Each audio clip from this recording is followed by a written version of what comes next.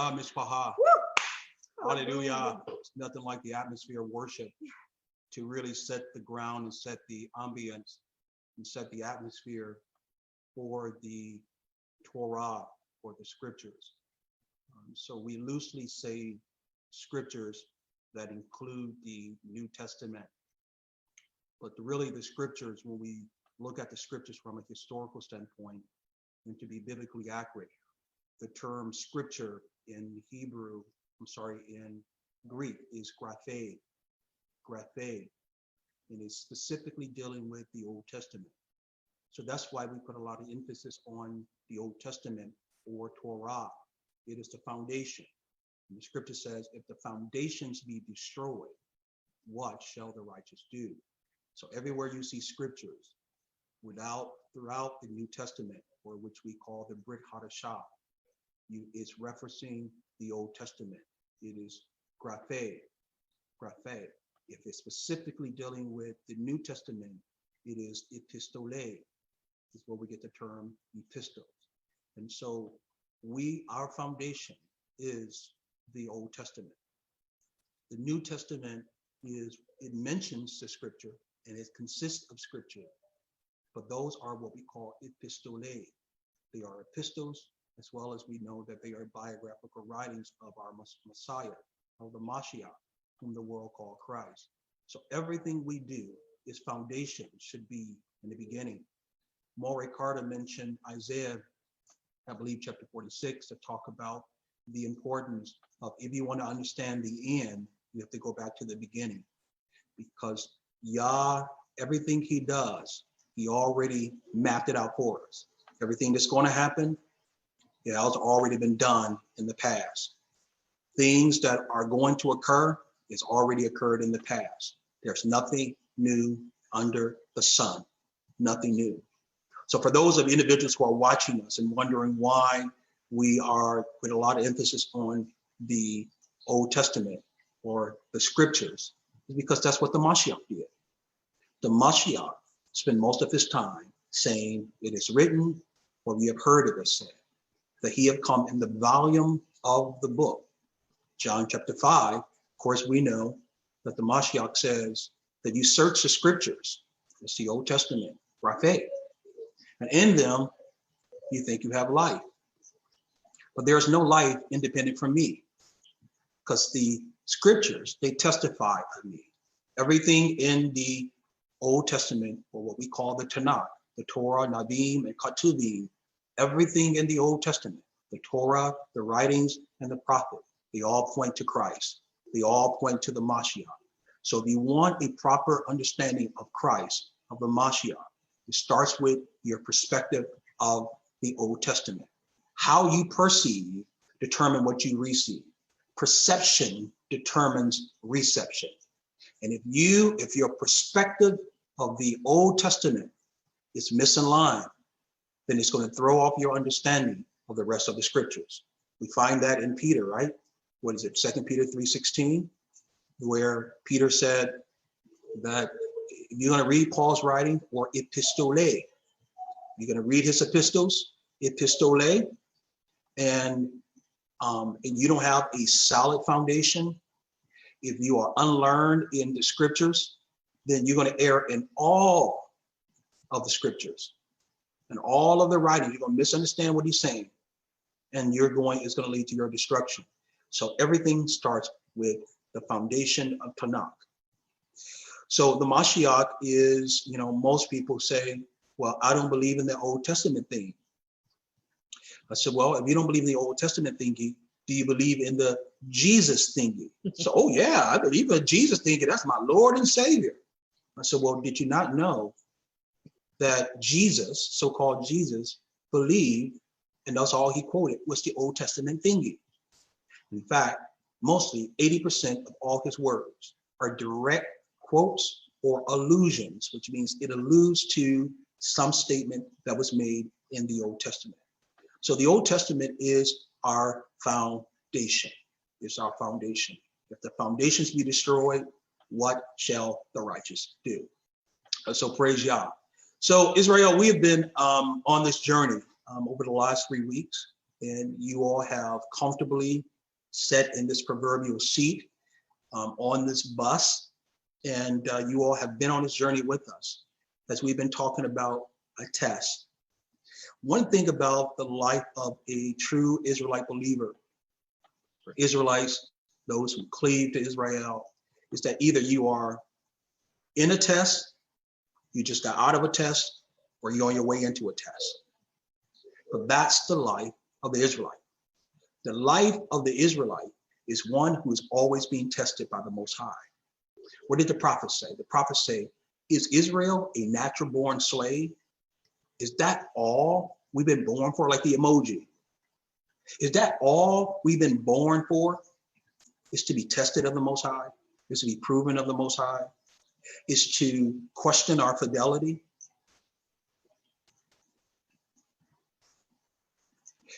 All throughout the scriptures, because the scriptures is a book of slavery. When you understand it's historical, when you contextualize it historically, slavery. It's a book of slavery. It is perpetual slavery. It's about an exilic people who goes in perpetual slavery because the God of the Bible, Yahuwah, is trying to win their hearts over, to get them to see that he's the only true one power, or God, or Elohim. And everything else is just a fallacy. But he is the one true Elohim. And he's trying, and he selected a people, our people. I don't know why. Sometimes I look at our people and I don't know why he selected us, but I'm thankful that he did. I look at our immorality. I look at our propensity to serve other gods, to be swayed by the culture, pagan culture, to give into the ways of the nation, get involved in Easter, and ain't nothing wrong with Easter. I'm just celebrating my Lord and Savior resurrection. To amalgamate into Christmas, pagan traditions, ain't nothing wrong with that. We just celebrate, and our people have a high propensity. We are susceptible to every wind and doctrine. When you look at our people, particularly the Bantus Negro, we are in every religion known to man. Stomach is getting bigger. Beautiful, baby. I mean, mute someone, okay? Then Hinduism, what we call dharmic religions. We are involved in Jainism, believe it or not. Our people are involved in Buddhism. Look at Tina Turner and others who are practicing Buddhists, who swear by Siddhartha Gautama. We got our people, ironically, in Confucianism, and Taoism, and Shintoism, and Zoroastrianism, and Islam, and Christianity, and Jehovah's Witness, and Theosophical Society, and Baha'i faith, and other type of interreligious disciplines. Our people are all over the place. And this is really about Yah winning us over so we can be monotheistic. The second part is, it's about a savior, about an emancipator who will come and save us. But in between that, we go through a myriad of tests. I want you to hear me and hear me good. Your life is a microcosm, a series of tests. All your life, you're going to be tested. All of your life, you're going to be proven by the Most High. That's his character. His character is, I want to prove to see what's in your heart. I want to prove to see what's in your heart, Israel. So let me give a little prolegomena to catch individuals up who have not been on this proverbial bus with us. And then, of course, we will catch everyone up, all right? Let's go there, and so we can catch you up, and you can see where we are. We've been talking about a series of tests, praise Yah, a series of tests. So we go down where all the tests are located. I want to show you kind of what we've been dealing with so far. Praise Yah. So we started off obviously dealing with Joseph, the life of Joseph. We went to Torah. In fact, we went to the beginning. And we went to the beginning. And we see the first time that forgiveness is mentioned is called the law of the first mention. The first time it is mentioned is in Genesis, specifically dealing with the life of Yusuf or Joseph. So we've been talking about these tests, and so we started off with the pride test, right? Because Joseph had a vision of the Most High when he was 13. And it wasn't until, hold on one second. Oh, sorry. Nope, no problem. No problem. So that I want to make sure that all of our viewers can see here.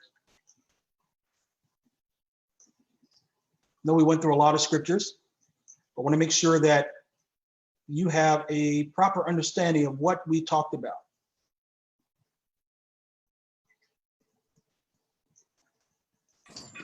Messenger, the runner, someone dependable, and then Hallelujah. All right, I think we are all set. I think we are all set now. Praise God. So I wanted to give you a visual, so some people are visual where we are. So we started with the pride test, right? And we said that Joseph, of course, had a dream when he was 13, but we didn't see the fulfillment of that dream until he was age 30. And we talked about the process, that in between Yah giving you a word, and Yah has given a prophecy to Israel. We are a prophetic people. We live our life based on prophecy. We are the prophetic scriptures specifically, in most cases, is talking about Israel. So we are going to go through a number of tests the same way that Yusuf or Joseph went through a number of tests between receiving the word for his life, the prophecy, the dream, between being awakened and the materialization of that, or to the destiny of that, or the destination of that, or what we call the fruition of it. We'll see that. And so we talked about Joseph in detail as it relates to the pride. And we talked about pride in detail.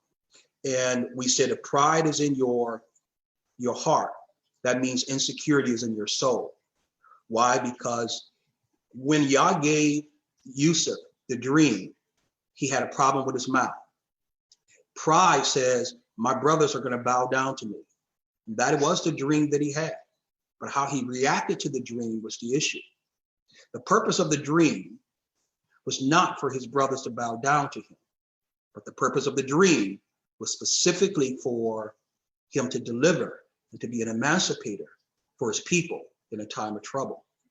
But pride will always misinterpret. It will always misconstrue what the Most High is saying.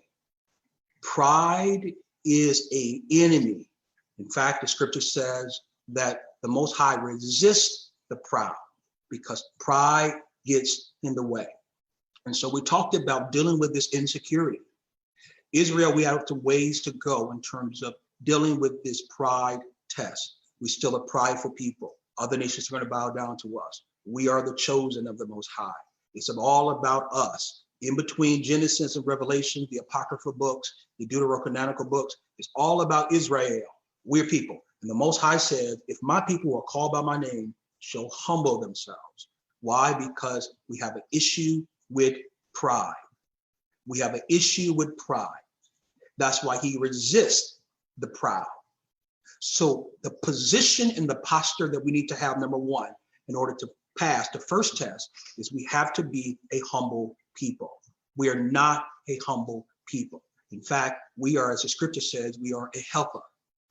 Notice the simile that or metonymy, I should say, that the Most High likened us unto. He said that my people are like an heifer. An heifer is a stubborn animal. That's what pride do. Pride gets in the way. You become stubborn to apologize, too stubborn to say, to let someone else take charge, too stubborn to say that you have failed and you have messed up. Joseph failed the first test because he had issues with pride. So we got to deal with the root of pride. Because if you don't deal with the root, it's going to produce fruit. And it's going to be unhealthy fruit that springs out of your life. Second test we dealt with, you see on your screen, is the pit test. We dealt exclusively with the pit test. And we talked about what the purpose of the pit, or the position of the pit, pardon me. And if we can recall, we talked about the position of the pit is why has Yah allowed Israel to be in this condition? And we are the chosen people of the Most High. Why have we been through so much hell, more so than any other nation? Why does it seem like we're sleeping with the enemy, so to speak? Like, Yah, whose side are you on? Are you on our enemy's side? Are you on our side? Why did you harden Pharaoh's heart to come against us? Why did you, the scripture says that it was the Most High Yah that put the children of Israel in slavery, not because of, it's not because they're enemies, but it has specifically to deal with because we broke the commandments, we began to worship other gods, other powers. Here's what the scripture says. The Most High Yah allow us to be taken into slavery from the king of Mesopotamia. Not the devil, not demonic activity, not demonic magistrates. Quite sure demonic magistrates like that. But no, it is the Most High Yah that allow our oppressors to put his foot on our neck. So what is the position? Why are we in this position? In this position, we can blame and shift the blame on our oppressors and say it's the white man's fault, it's the system fault, it's the government's fault, it's the Cardigan's fault, it's the Rothschild fault, it's the Rockefeller fault, it's their fault. Yeah, some Jews over there, they took our identity, it's their fault. And so the issue is, we begin to say, it's not the pride in me, it's the envy in them. See, we begin to identify the problem everywhere other than where the problem actually is. The problem really is with us. It's not Pharaoh. Stop blaming Pharaoh. It's not the strangers. It's not the Hittites. It's not the Shittites. It's not the Amorites. But Israel is you. So we say, it's not the pride in me, it's the envy in them. You begin to say, it ain't my fault. And that's what sin does. Sin has a way of blaming everybody else except you. Blaming every other entity except where the problem lies in. The problem is with you, Israel. The problem is your pride. The problem is the reason why you are in the pit is because of your pride and your disobedience. It's in you. So we talked about that the reason why you're in the pit specifically is because you're your daddy's favorite. The same way that Joseph was his daddy's favorite, you're your daddy's favorite. We've proven that through Deuteronomy chapter 7, verse 6. We've proven that Romans chapter 3, verse 1, Amos chapter 3, and the list goes on, that your daddy's favorite. Why is daddy's favorite going through the most hardship? Because whenever you're called of Yah, Yah always give you, whom much is given, much is required. He always put more obligatory responsibility on you than anyone else.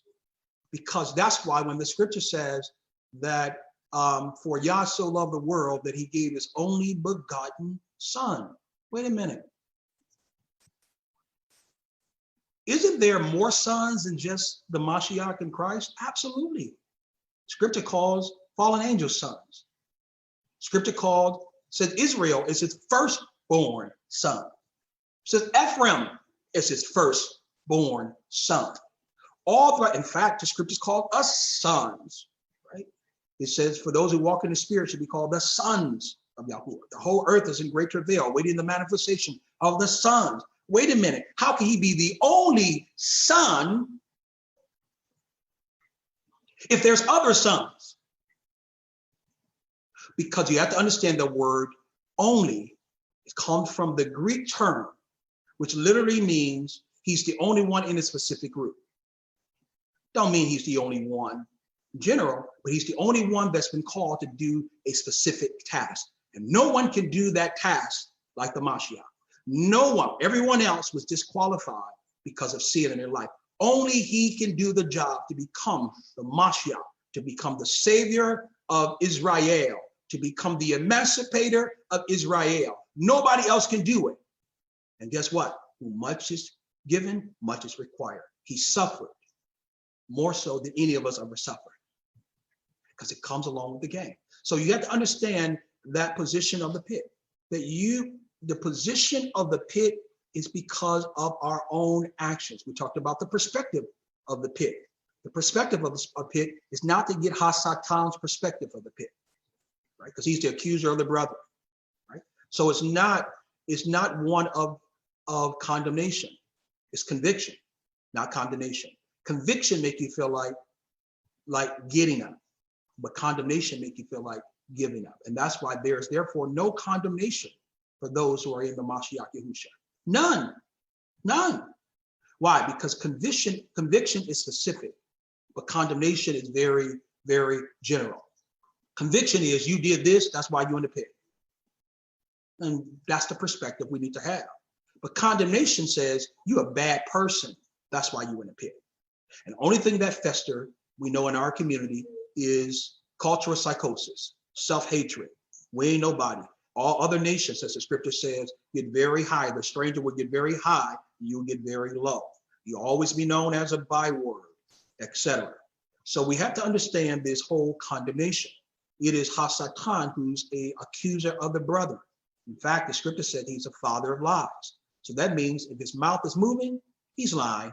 He's lying. So we cannot get Hasatan perspective of the pit, because Satan is the one who fabricate lies. So remember the story of Yusuf. How did he fabricate the lie with his father, Jacob or Israel?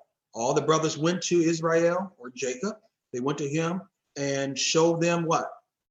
A piece of that coat of many colors. And notice his brothers didn't say anything, but Jacob came to the conclusion on his own. Satan just fabricated the lies. He's the only one that will have you to rob the bank and then be the same person who called the police on you, because he always backed everything up with evidence. Always everything up with evidence. He perpetuates a lie, and then he has evidence to back it up. You see, that's why you're nobody. You'll never have anyone. You'll never be a part of a community. You'll always be ugly. You'll always have these issues. You'll never have a husband. You'll never have a wife. And here's evidence to prove it. Because look at all the other relationships you were in. Look at all the other assemblies you were in. Nobody will ever love you. Nobody will ever accept you. And then here's the evidence to support it. So that's Satan's perspective. Israel, we cannot have Satan's perspective. We also talked about the purpose of the pit. The purpose of the pit is just like Jonah, what Jonah said. Jonah said, in my affliction, I cried out unto the Most High. The purpose of the pit is to give us to cry out. That's why us as a people, we have always been at the low totem pole of everything we do, even economically. Think about it. Money is power. I'm gonna say it again. Money is power.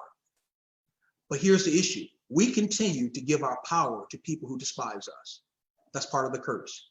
Deuteronomy chapter 28, 17 through 20, read that. That's part, curse should be your basket. Curse should be your storehouse. People will get very high, the stranger within you, and you'll get very, very low. He will take advantage of you economically. That's why the scripture, where is it? Ecclesiastes chapter 10, that talks about that laughter is for, or the feast is for laughter, and what is it? Wine is for merry, but money answered all things. Why? Because he who controls the money has all the answers. How do you control the money? By producing. Our people are not producers. We don't produce anything. There's what, 47 million so-called African Americans in this country? 47 million. With a spending power of like $1.7 trillion annually. Annually. That means that we took one third of all the money that we have and spent it among one another, every so-called African American in this country will be a millionaire within 2 years. But see, that's part of the curse. Part of the curse, we're divided. We're only consumers. And when you are consumers, guess what? You become parasitic. You become a parasite because you don't know what to do. So there's something called this perpetual motion, we call it. Perpetual motion says, I'm going to find any given Negro and I'm going to give them a Cadillac. But the only qualifications of receiving that Cadillac is you must park it on a property that you own. Most aren't going to qualify for that. Why? Because we spend money we don't have to buy things we don't need to impress people we don't like. We buy our wants and we beg for our needs. So we must understand, folks, not to go on this tangent here, the position or the purpose of the pit. The purpose of the pit is to get us to cry out unto Yah. So that our situations can change. Then we talked about the prison test really quick. And what is the purpose of the prison test? I'm sorry, we talked about the purity test before then. So the purity test is certainly, is you being pure? It's, do you have integrity even behind closed doors when nobody else is watching? Bible study or during Torah Life scripture study this past Thursday, we had accountability and talked about accountability. Accountability is essential to change. No one changes. No one is delivered outside of accountability. Accountability is essential to change. But what happens, as I shared with on Thursday, the power of the lioness, the strength of the lioness is not within the pack of lions. Because as long as she's in the pack of the lions, she's going to feel safe and secure. But her staying power, her strength, her real power is in challenge because she got the rest of the pack there to help defend with her and help hunt with her and help protect her. But her real strength is recognized outside of the pack. This is outside of the pack when she's no longer around the other lion and lioness. When now she's faced with hyenas, she's faced with other life-threatening opposition. How does she handle it then? How does she? So you must pass the purity test. Can you be holy? Can you be righteous outside of the context of an assembly, outside of the context of your brother and your sister? And let me share with most of you are not there yet. You still have issues with integrity, still have issues with purity. And that's what the Most High is trying to do. He's trying to purge us. So we talked about the prison test and why every test we go through is about stewardship. It's about how we steward our finances, how we steward our actions, how we steward one another, how we steward our bodies, how we steward our attitudes. Everything has to do with stewardship. Because if you don't understand stewardship on this level, you won't understand it in the kingdom. Because the kingdom is about order. It's about structure. It's about stewardship. You can't be the law. That's why the law is important, because the law keeps you intact. It ain't lawless. I just love Jesus. I love God. You don't love God. What's wrong with you? And so we make it more of a Greek perspective that love is abstract. Love, no. But real love has conditions to it. From the Hebraic standpoint, Most High never just say, oh, just love me. No, because love had conditions to it. If you love me, keep my commandments. Love always have a condition to it from the Hebraic perspective. It always have a assignment of action associated. That's why faith without works is dead. There must be corresponding action with your faith, corresponding action with your love. So it's not just philosophical. So we talked about tribulation produces perseverance. And we talked about the difference between tribulations and trials and how tribulation produces perseverance in your life, right? We talked about that in detail, that the only thing that I have, and I read the scriptures from Genesis to the Max, apocryphal books, deuterocanonical books, you name it. And what I'm finding out, the only thing that produces character in people, only thing is tribulation. It's test and trial. See, Yah is perfecting us. And that's why Job said, when ye have tried me, I shall come forth as pure gold. So we talked about how perseverance is a long trial. And Joseph went through a long trial for 13 years. He received the word when he was 17. He didn't come into the throne, into the fruition of that dream or that prophecy until he was age 30. What Israel is, we are in the stage of, we are going through the process. The process is arduous. The process is difficult, but the purpose is worth it. And so perseverance is this long trial you go through. We have not reached the stage of weosis, as I talked about. We are still in the teknon and brephos and napios. And these are all the terms that are used for son or child. We're still in the adolescence, if you will, in the awakening, because Yah has to purge us if we are going to be a light to the nations. And that's what the dream is about. That's what the prophecy is about. All the prophecy has to deal with he restoring the kingdom of Israel through the Mashiach, and we are going to be a light unto the nations. But we are not there yet because we still got character issues. That's why tribulation produces perseverance. We said perseverance produces character. So character, the only thing that produces character in our lives is adversity. Nothing else. There's nothing I know biblically that produces character in your life than adversity. And so that's why the worst thing you can do for a person is promote them before they're ready. Because now the Most High said, nope, they still need some more development. They still need to go through some trial. Another thing, worst thing you can do, we talked about a couple of weeks ago, is deliver a person out of a situation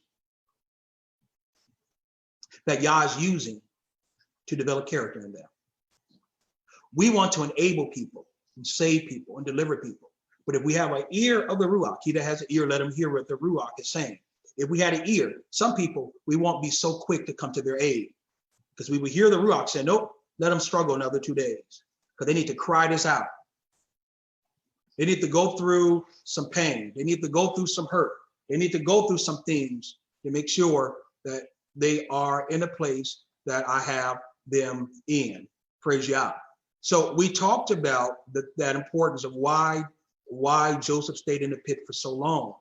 I mean, in the prison for so long, because Yah was trying to develop his character, right? Perseverance, tribulation worketh perseverance, perseverance worketh character, character worketh hope, and hope does not appoint, or your scripture says disappoint, but not in this or double negative. So it's really, you got to cancel it out, which means hope. It does not appoint. So in other words, it appoint. It's going to always appoint you. It's an appointment. Israel, you have an appointment. And the only way you're going to get to your appointment is through Yah developing character in you. And if you don't got character in you, there's no way you are fit for the kingdom. There's no way you're going to be able to say in Revelation, Yah, come. That the Ruach in the bride said, come. Now the kingdom is ready to be delivered unto you. What is the kingdom? Righteousness, peace. If you don't have a righteous mindset, you're not fit for the kingdom. So one of the reasons why Joseph, he passed his purity test, but then he went to the prison. You have to mute someone. Okay, he went into the prison. He went into the prison because he was an innocent man. He ran from temptation. Again, temptation can only occur when there is availability and desirability. And he ran from temptation. He passed the purity test. Praise Yah. But watch this, Israel. Sometimes there's no good deed that goes unpunished. It's what we call theodicy. Theodicy happens more to Israel than anyone else. Just when you think you're on the right path and you're doing all this well, here come another test. He passed one test, and here's a reward of him passing that test. He go into another test. See, either you are in a test, you just came out of a test, or you're on your way into a test. But being tested of the Most High is inevitable. It's going to happen in your life. There's no escape from the test that occurs in your life. So he went into prison, and of course, he prophesied to the butler and the baker, and he told them what's going to happen to him. He interpreted their dreams. Hey, this is going to happen to you. Hey, baker, you're going to die. But butler, you're going to be delivered, and you're going to serve Pharaoh. You're going to serve him. And but he said, hey, when you get out of here, don't forget about me. But guess what? When the butler got out, he forgot about it. And it was 2 years later, not 2 weeks, not 2 days, not 2 hours, but 2 years later that the Most High gave Pharaoh a dream. Wait a minute. Here we go again. Yah, whose side are you on? Are you really on our side, or are you on our enemy side? Are you really our Elohim? Are you really our deliverer, or are you our oppressor? Whose side are you on? Why would Yah wait 2 years to give Pharaoh a dream if Joseph was an innocent man? Joseph didn't do anything to get into the prison. In fact, he passed the purity test and he still ended up in prison. The reason why he waited 2 years, not 2 weeks, not 2 hours, not 2 days, not 2 months, but 2 years to give Pharaoh that dream is because Joseph's character was not ready for his destiny. His character could not support the manifestation of that dream. I'm telling you now, Israel, we are awakened. Our people are waking up on every continent.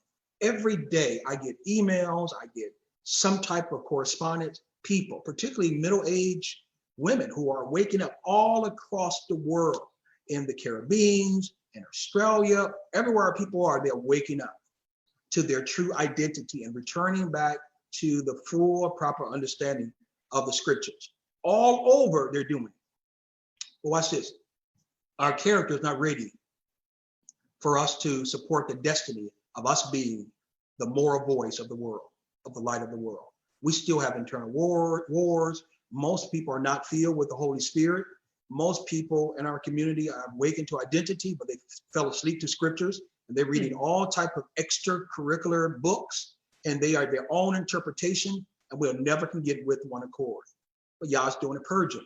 So that's the purpose of the prison, is to develop our character. Because watch, if Joseph would have been got out 2 hours later, 2 weeks later, 2 months later, he would have cheated on his wife.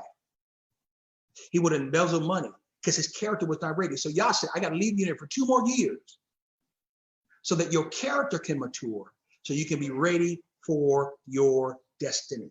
So last week, we talked about prophecy tests, and we went very deep into the prophecy test. And I think we went into, was it Psalms 105, I believe, Psalm 105. And we talked about the essentials where the scripture says, in your word, or Joseph's word, was tested by the Most High's word. I think we used the Hebrew terms emerald and dabar there. So one deals with a particular specific word that you receive, and the other one is Torah, or the spoken word of the Most High. That whenever you are given a prophecy over your life, every time you're given a prophecy, it's going to be tested by the word of Yahuwah. It's going to be tested by Torah. Everything, go read Deuteronomy chapter 13, and it will prove to you that everything is tested.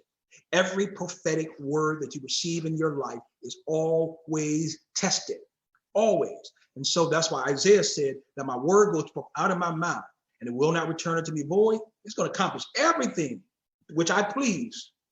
It's going to prosper the very thing where I sent it to do. So that's why the word circles your life, all of your life. It's not going to return back unto him until it accomplished therein where he sent for it to do. And so we must understand the importance of the prophecy test. I think we went in detail concerning the prophecy test last week, and we talked about why we experienced the prophecy test. Job said, when I am tried, I shall come forth as pure gold. So every word that you receive on your life has to deal with that. Now, today I want to deal with a different test. That's a little longer than what I wanted. I want to deal with the purpose test. So let's start with Genesis chapter 45. Genesis chapter 45. Genesis chapter 45. Start at verse 1. Any of the Mores can read. Then Joseph could not refrain himself before all them that stood by him. And he cried, caused every man to go out from him. And there stood no man with him, while Joseph made himself known unto his brethren. And he wept out loud. And the Egyptians in the house of Pharaoh heard. And Joseph said unto his brethren, I am Joseph. Doeth my father yet live? And his brother could not answer him, for they were in trouble at his presence. And Joseph said unto his brethren, come near to me, I pray you. And they came near. And he said, I am Joseph, your brother, whom you sold into Egypt. Now therefore, be not grieved, nor angry with yourselves, that ye sold me hither. For Elohim did send me before you to preserve life. Wait, watch this. Notice what Joseph said here in this text. He said to his brothers, now this is after now he ascended and he rose to be the second in command in all of Mizraim or ancient Kemet or Egypt, as many people say. This is, he rose to now being second in command. And when they saw him, they were embarrassed. They were scared. Notice what he said to his brothers. He said, listen, you sold me, but it was really Yah brought me here. Y'all missed it. Because there's been some egregious acts against Israel, against people of color all over. You sold me, you beat me, you put me in slavery, you mock me, I'm a byword, you don't recognize, I gotta fight. Everybody else don't have to fight for their identity, but we gotta fight for our identity. We gotta prove that we Israelites. No, anybody else say they're Israelite? Oh, okay, yeah. But we gotta prove that. So yeah, you sold me.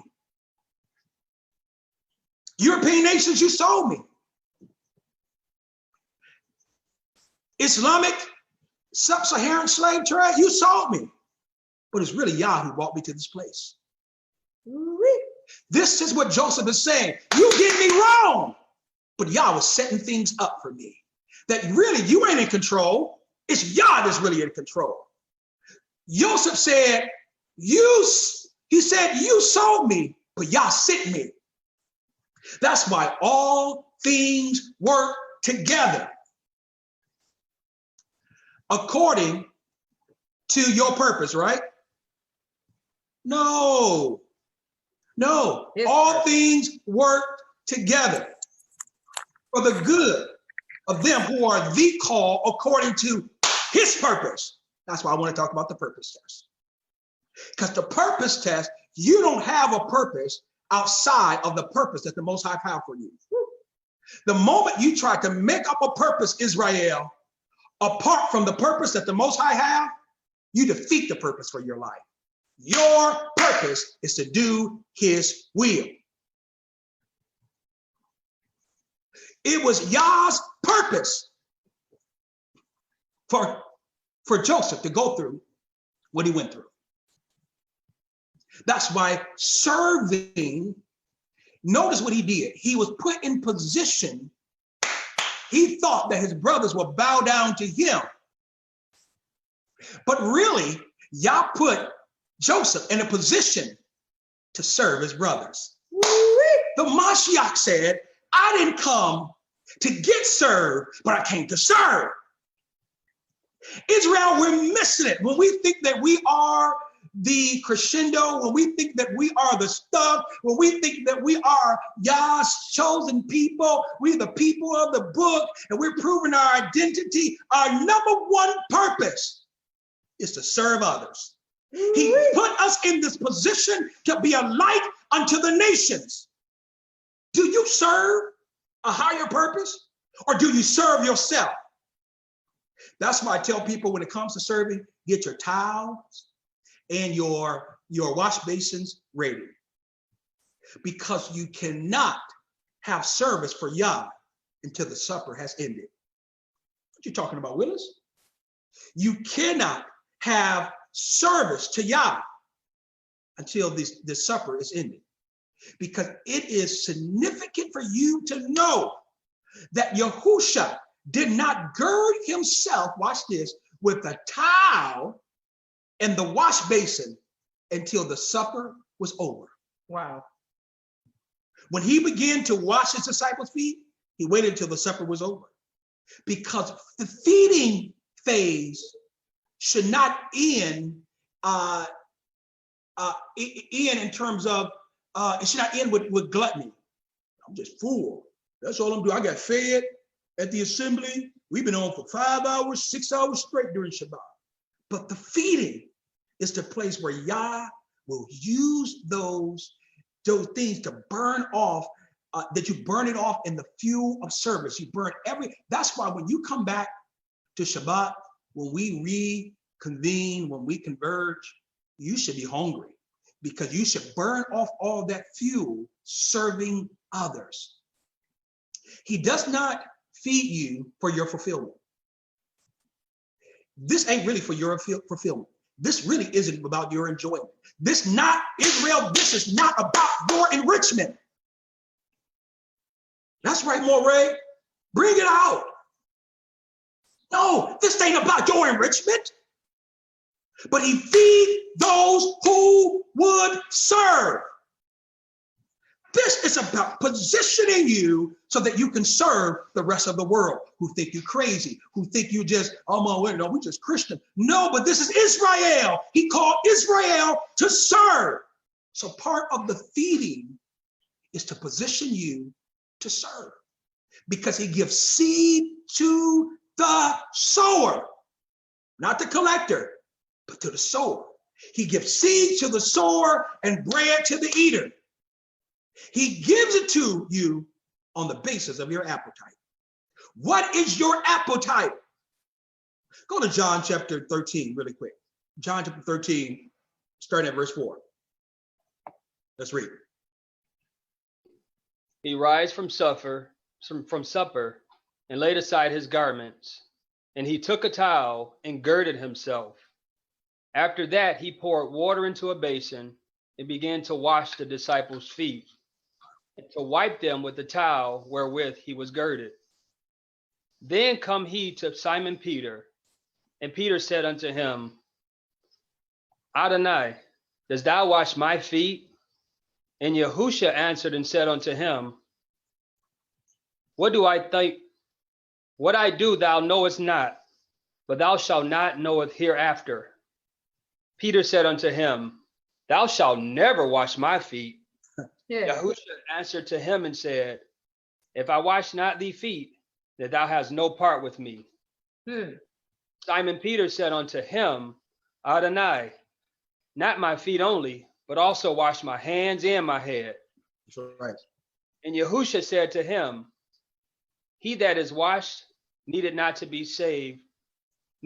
save to wash his feet, but is clean every whit.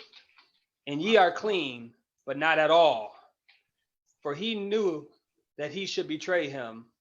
Therefore he said, Ye are not all clean. You are all, not all clean. Notice, this is after the Pesach meal.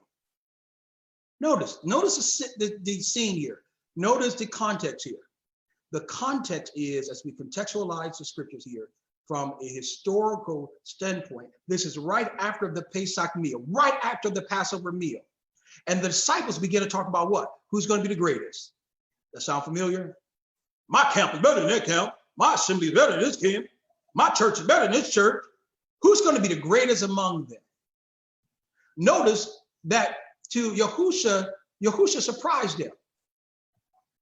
But when he went to the table, and he went to the head of the table, and notice he said, when they argue who's going to sit on there, who's going to be the greatest, he moved from the head table, then he went where the servants were.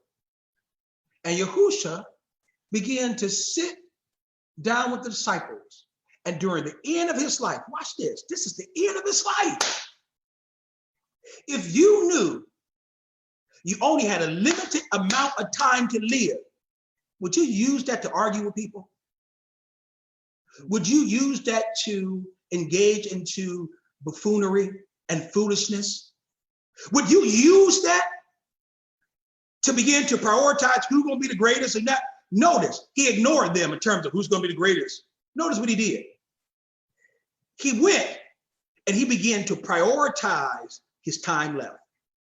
What do you do? During the final moments of the Mashiach's life, he decided that what he's going to put on his bucket list, watch this. I want you to hear, Israel. This is what he put on his bucket list. He's about to die. He's only hours away from dying. And he decided to use his last waning moments to do this, to wash feet. I want that to marinate. I want that to disseminate. He uses his last moments of his life to wash the feet of others. I heard people say, I want to travel the world. I want to go to Hawaii. If I only got this, I want to meet my celebrity. I want to do this. But I never heard anyone say, at the end of my life, I know I'm about to die. Bring me some people's feet. I want to wash their feet. During the final moments of his life, the thing that he prioritized was getting down on the floor and washing somebody else's feet. Woo! See, you will never have that mentality. Watch this, Israel. If you're stuck at the dinner table. Yeah. I wish y'all getting this here. We want to stay at the dinner table. We want to stay debating. Is it a virgin birth? Or is it, or was Joseph really the father? Let's take it to Maury. Right? Is this doctrine more so better than this doctrine? Do we celebrate the feast this day or based on this day? We're still at the dinner table. And you cannot have the mentality to serve when you still stuck out of the dinner table. Because only coming to get what you can get. That's what, yeah, I just come to get what I can get. Eating over and over and over. Folks, I can't wait till this whole thing is over because it's about service. Somehow I can hear Deadly Byers saying, that's right, hallelujah.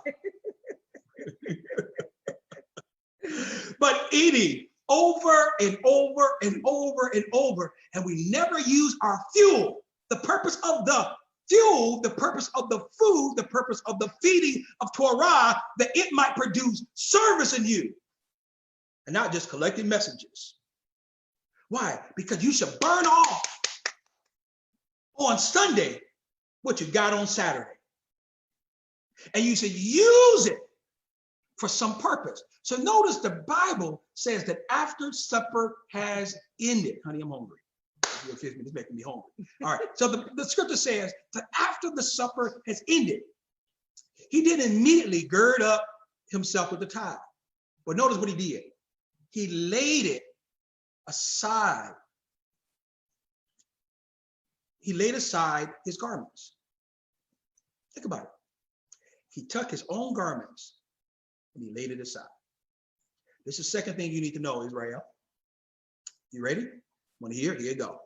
Second thing you need to recognize is that you cannot serve with your own agenda on. The same way the Mashiach removed his garments, Israel, you must take and you must remove your own agenda. Because until you are willing to set aside your own agenda and say, I'm available to you. Remember that song? Yes.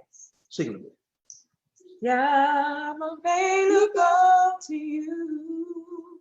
Unless you are available, you cannot serve in a robust way. You can't. There's no way you're going to be able to serve with your own agenda because it's going to be self-serving. It's not about them. It's always about you. It's selfish. Watch this. Selfish people don't serve. There's a whole bunch of selfish people in our community. They don't serve nobody. They ain't trying to feed nobody. They ain't trying to visit the sick. It's all about them doctrine and wearing head wraps and medallions and tassels and zitzits and wearing fringes, super Hebrew man. That's what it's all about. How many people are serving? Selfish people don't serve. They don't serve Yahuwah. They don't serve their family. They don't serve their neighborhood. They don't serve their generation because everything about them centers around their comfortability and their well-being. It's all about them. Am I comfortable? About my well-being. So they don't want to serve. They want to get served. They will critique the way you serve them, but they will never consider serving anyone else. But yet they can critique. Oh, I'm critique. I didn't want to talk about that. They talk about that. They too much. They too Christian. Like they do this. Wait a minute. You ain't even serving. So if Yahusha, the Mashiach, who is the one who's to be worshipped, can go and wash the feet of the disciple, then there is no position, there's no title, there's no level of income, there's no status, there's nothing that should exempt you from serving. Nothing. For years, my wife and I, even before we came into the truth, about 7 years ago now, we came into the truth. As a Christian pastor, what we would do, we would take every member of our assembly, and once a year we would wash their feet. All the women would line up with her, all the men would line up in front of me, and I would take my time to wash those crusty toes.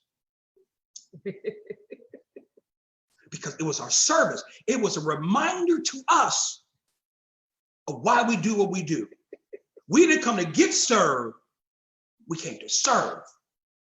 No matter if they had bunions on their feet, deformed looking feet, or pig feet looking feet, our purpose was to serve them. So that's why, folks, the acquisition of stuff will never make you happy. Yes. Stuff is just stuff. Stuff is just stuff. You will be surprised how little stuff will help you in the storm. When you're going through, ask people who's struggling with coronavirus now. Their stuff means absolutely nothing. I had a brother who had as much money as he could ever imagine. His money didn't help him when he was dealing with renal cancer. It ate his body up. Cancer in his brain ate his organs up. I mean, that's a painful thing to see your brother wither away in a disease. His money couldn't help him. Stuff doesn't matter when you are in the storm. You're gonna have real joy, but the happiest moments, think about it. The happiest moments of my life is not when I got a new car, not when I got this home we're in, not when I was able to acquire stuff. The happiest moments in my life is not when I got money, but it's when I use those resources to help somebody else in some type of way. That's why, listen, I'm not talking about someone who's greedy. I'm talking about helping somebody who's in need. That became my highest aim in life. You all know in Detroit area, we gave out 1.7 million pounds of food annually. There was very few nonprofit agencies that were doing what we were doing. 2 semi-truck full of food every week, hundreds of people we were serving.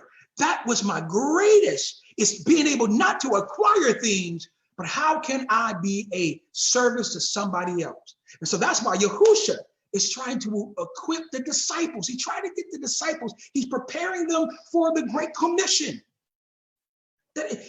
You'll never do the Great Commission. You'll never be a light to the nations, Israel, arguing who's going to be the greatest in the kingdom. Who's going to sit on the right hand? Who's going to be on the left hand? Who's going to remember me in the kingdom? No. But Yahusha did. Yahusha laid his garments aside. He laid it aside. He got down on the floor. Whew. Now, I want you to understand something. Because biblically speaking, typically when you first came into any home in biblical days, you typically kind of remove your shoes or your sandals. And you typically should wash your feet because you should not be eating with dirty feet. So in biblical times, of course, the mode of transportation outside of camels and all that was walking. So you walk. So by the time you got to the guest house, you were carrying a lot of dust on your feet, right? There was a lot of dust.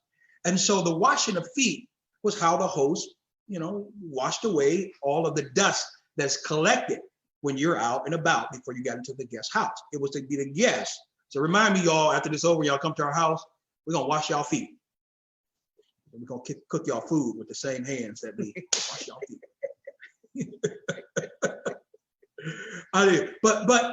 But this was the way, this was a refreshing experience for the guest to entreat. The person who was inviting you over to entreat the guest. This was a perfect way to do that, to honor them, to recognize them, and so on and so forth. So when a loved one, watch this, is getting ready to die, as a Mashiach is getting ready to die, normally, guess what people do? It happened in my family. People divide turf, right? Who's going to get this? Who's going to get that? Now, I'm going to get Mama Toaster. Oh no, I'm gonna get daddy hat. No, I want daddy watch. He wanted me to have it. He didn't want you to have it. And this is the attitude that we got today. Who's going to get what? Who's going to be next in line? Who's going to be the one who's next to get something? And that's the reason why a lot of marriages don't work, because they want the marriage to be there for them. Two selfish people. You heard me say that most marriages comprise of two self-haters attempting to love one another. Everything is about me, what I'm getting out of the marriage. The marriage ain't serving its purpose anymore. You don't do this. Tawana, you don't do that. You don't do this to me, because the focus is off, because we focus on what we're getting. That's why you have heard me say throughout the years, a selfish mother and a selfish father will produce a selfish child. If your child is selfish, it's probably because they had a selfish mother and a selfish father, right? Where no one is taught to serve. So gone are those days. Remember, we have to have those days where children have to divide up responsibilities individually. Have to divide up who's going to take out the trash, who's going to do the dishes, who's going to mop, who's going to do this, who's going to do that, who's going to do that. Those days are gone, right? Because they grow up not knowing how to do anything but, watch this, to eat and to take and to use. But when life put demands on any type of service, these children now feel misused and abused, and I got to do this, or huffing and puffing.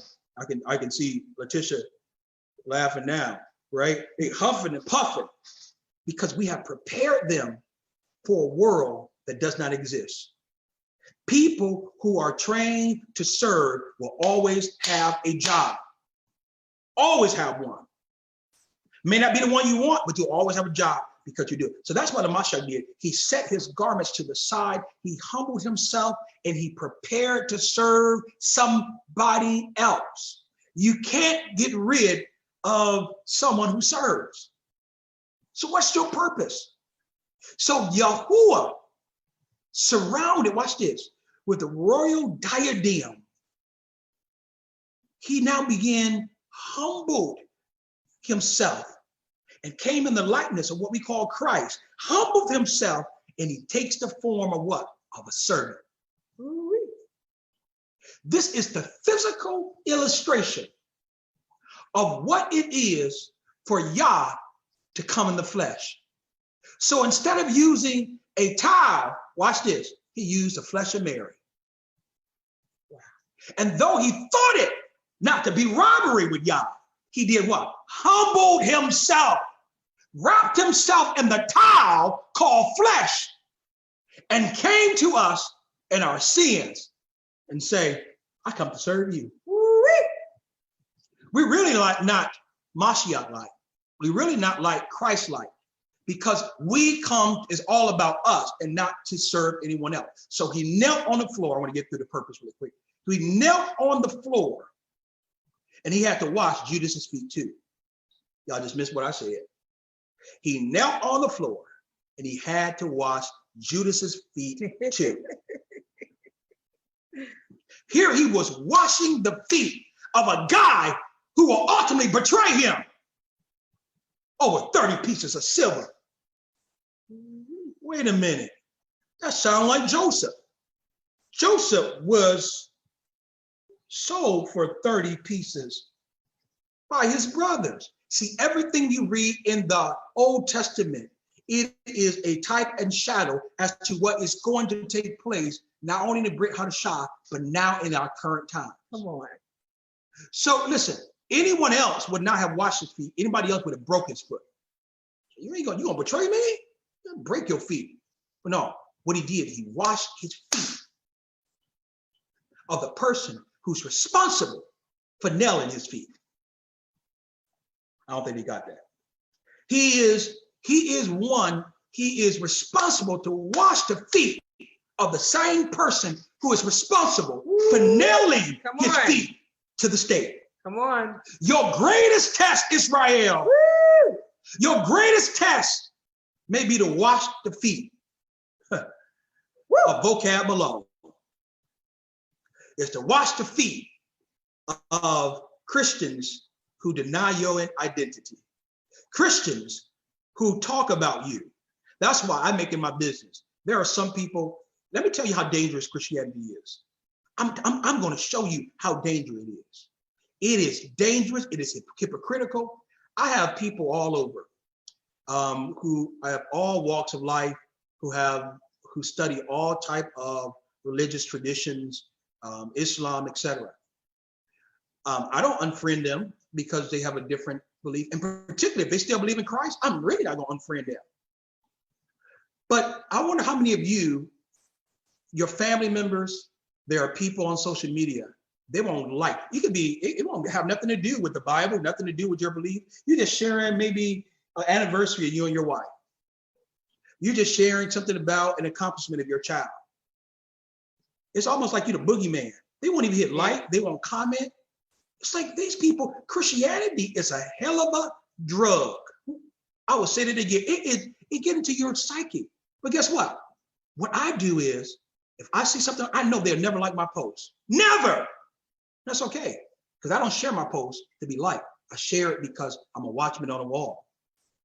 That's my apostolic assignment, is to wake my people up. It's not for the purpose of like, because again, the moment I begin to do it for the likes, guess what? I'm serving my own purpose. But I do it to wake people up. But what I do, particularly if I see something about their child, their children's birthday, graduation, marriage anniversary, promotion, graduated from school, I'm going to hit like, I'm going to comment, because that's the love of Yah. To love them that despitefully hate you. That's right. To bless them that curse you. That's what Israel should be doing. But if you refuse to like somebody else's post because they're never like yours, you missed it. You might as well unfriend them. Because that's the purpose of being Israel. We are to be set apart. It's not a tit for tat, an eye for eye, a 2 for 2. You don't like my post, but that's why you got to be seen differently, Israel. Like their stuff, encourage them, put scriptures up, do whatever you need to do. But there's someone never like your post because they think, oh, you didn't fell off. They believe in Christ, but they didn't fail off. That is not the spirit of the Mashiach. That's a familiar spirit. Christianity is under a strong delusion. And they care what people think. You will never obey Yah, caring what people think. I want to like it, but people are going to think I'm associated with them. Shut up, devil. You got to call it what it is. It is, that's why we speak talking to Peter, we say, get thee behind me, Satan. Because it's called Satan, who's speaking to you, who's cheating you out of the truth. But anyways, love him anyways. All right. So notice he laid his garments what? To the side, and he knelt down and he began to serve. That's what purpose is. It's all, Israel is all about purpose. When you serve a purpose, listen, I know you have to go to work. I know you have to provide for your family. I know you have to sustain yourself. But is that really all there is to life?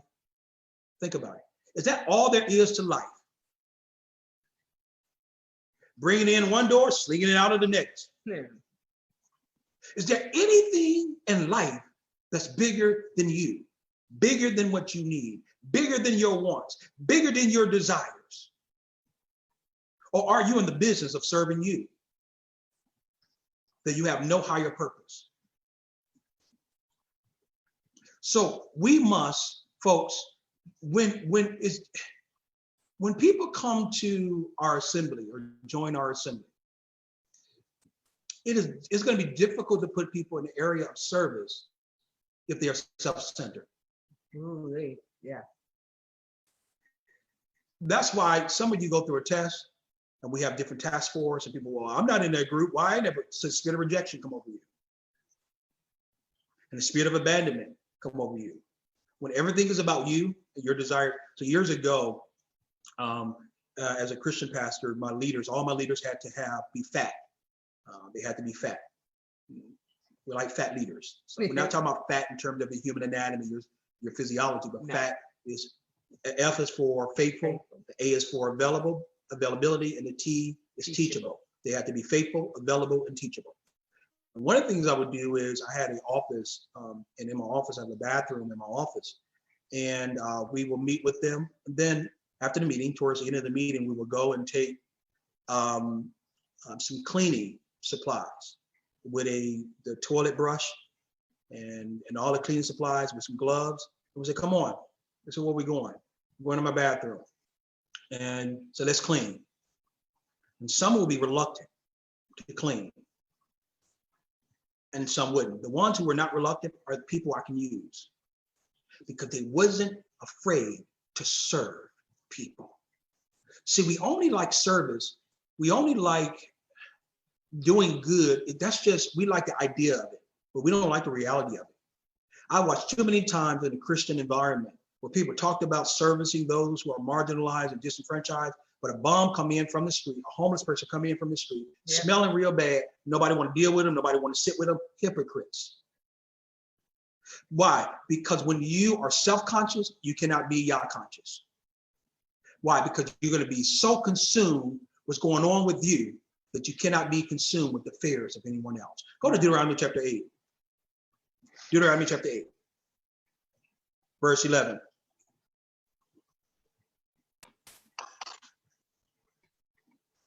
Beware thou that forget not Yahuwah thy Elohim, in not keeping his commandments, and his judgment, and his statutes, which I command thee this day. Lest when thou hast eaten and art full, and hast built goodly houses, and dwelt within, and when thy herds and thy flocks multiply, and thy silver and thy gold is multiplied, and all that has it is multiplied, then thy heart be lifted up, and thou forgettest Yahuwah your Elohim, which brought thee forth out of the land of Egypt from the house of bondage, who led thee through thy great and terrible wilderness, wherein with fiery serpents and scorpions and drought, where thou was no water, who brought thee forth out of the water of the rock of flint, who fed thee in the wilderness with manna, which thy fathers knew not, that he might humble thee, and that he might prove thee, to do thee good at thy latter end. And thou say in thine heart, my power and the might of mine hand have gotten me this wealth. But thou shalt remember Yahuwah thy Elohim, for it is he that giveth thee power to get the wealth, that he may establish his covenant, which he swore unto thy fathers, as it is this day. And it shall be, if thou do all, forget not Yahuwah your Elohim, and walk after other gods, and serve them and worship them, and testify against you this day, you shall surely perish. Notice the text here. He said, I bought you out of your slave master. I bought you out. I bought you out of this. I gave you manna. I made a way in the wilderness for you. When you wanted to go through this, I delivered you. When you were in the way in the wilderness, I delivered you. When you were even dealt with serpents, I was there for you. Don't you forget what I have done for you, Israel. So when you worship me, when you praise me, when you begin to cry out to me, do know that I am the one who have bought you out. I bought you out of stuff your daddy don't even know about. Your mama don't even know about. I made a way out of no way for you. Even when the serpent was on you, listen, you could have got bit, but I made a way for you. So here's what I want you to do in terms of talking about this purpose. Israel, we got to begin to look at in terms of our income, as I said before. We are spending money we don't have to buy things we don't need to keep up with this American Babylonian system. We have to begin to think differently. Why? Because your income has to be tied to your purpose. Everything we do has to be tied to our purpose. 47 million of us in this country. We have spending power annually, $1.7 trillion. Trillion dollars. That's why I'm convinced that we are not a community. We are a domestic colony. Because in all the spaces in which we occupy, the only thing that we own in the spaces we occupy are churches. That's it. Maybe here, beauty supply here. I mean, a beauty salon here, maybe a barbershop here, but that's it. That's all that we own. Everybody else is taking advantage of us. Think about it, Israel. And we know here in the Detroit Assembly, we already have a task force that's dealing specifically with this.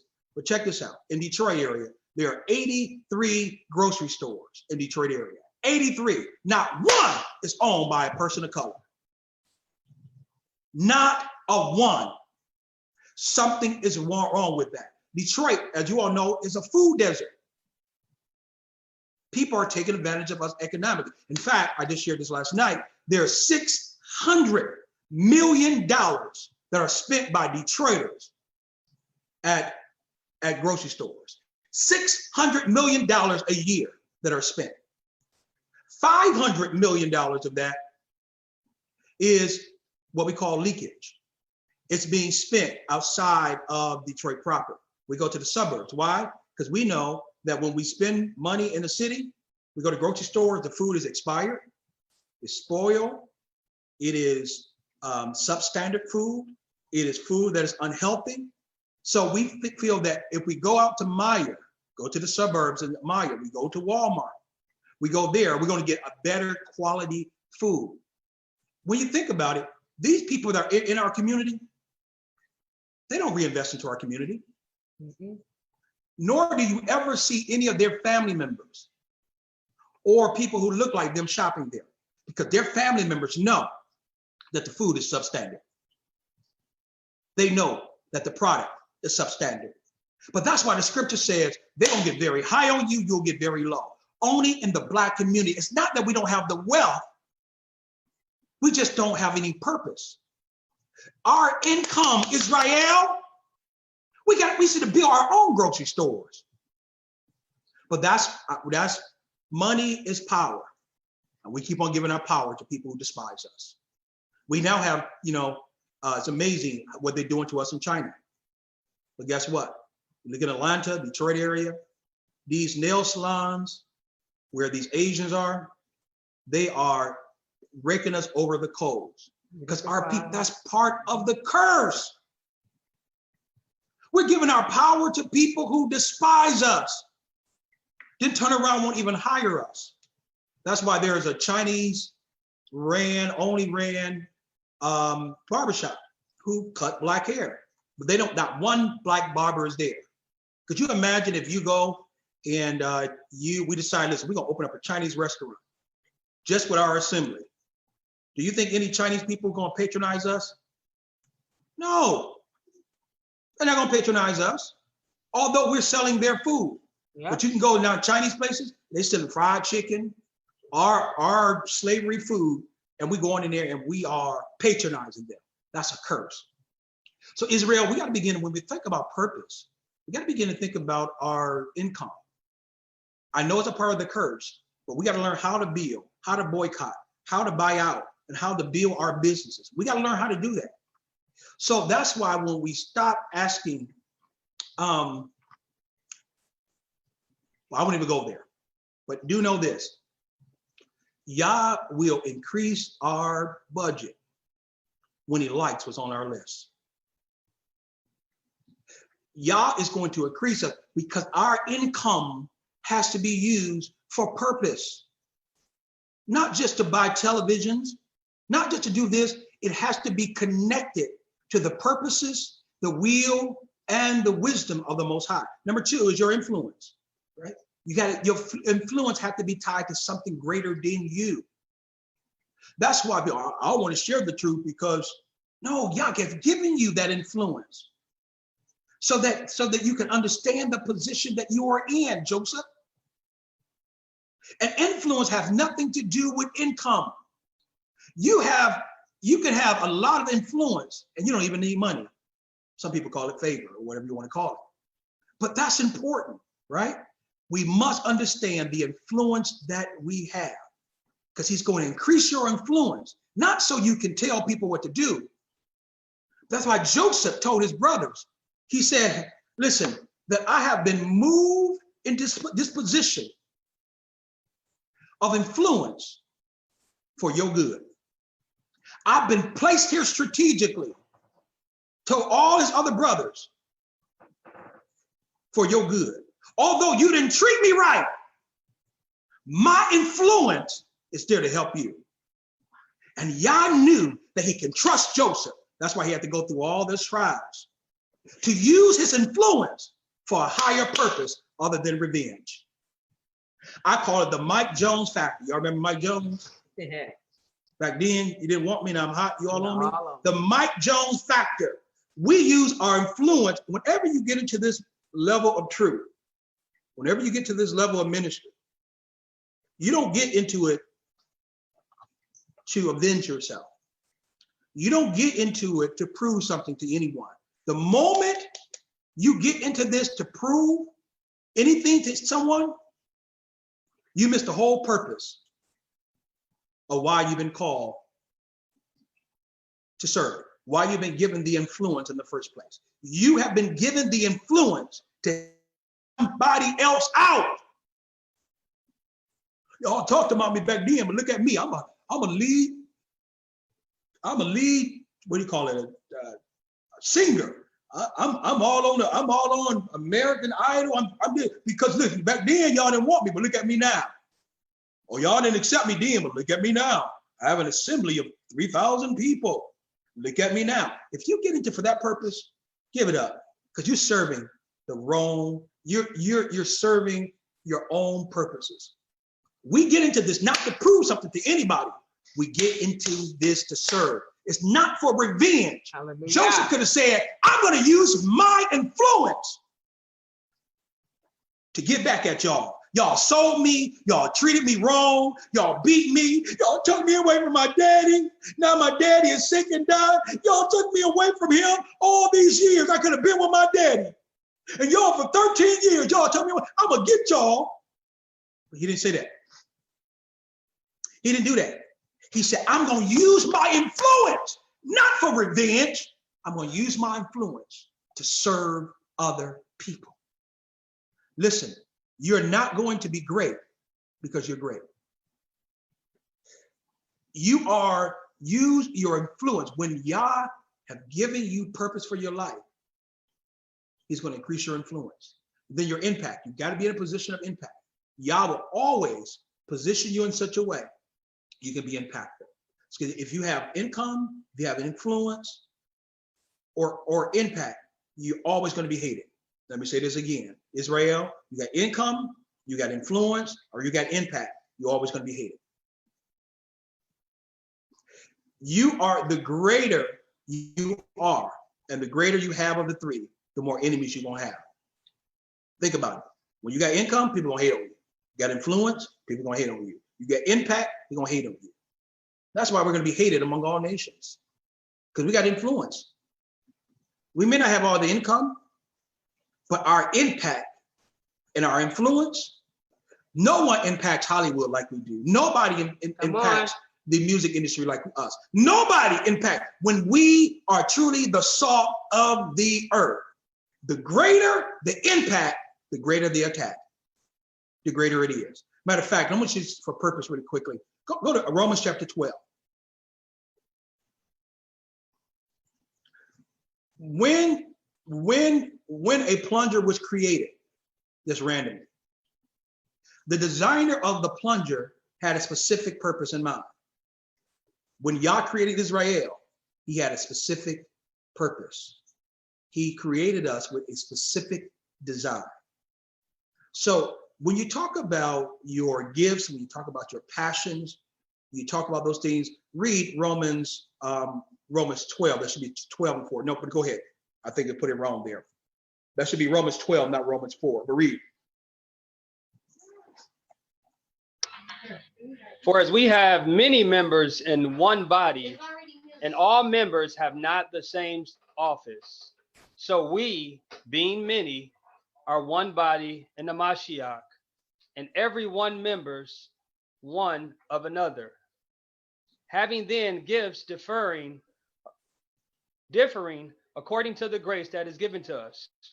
Whether prophecy, let us prophesy according to the proportion of faith, or That's right. ministry, let us wait on our ministering, or he that teacheth on teaching, or he that exhorteth on exhortation, or he that giveth, let him do it simplicity. He that ruleth with diligence, he that showeth mercy with cheerfulness. Now, somebody really quickly, how many gifts are there in Romans chapter 12? How many gifts are there? Anyone?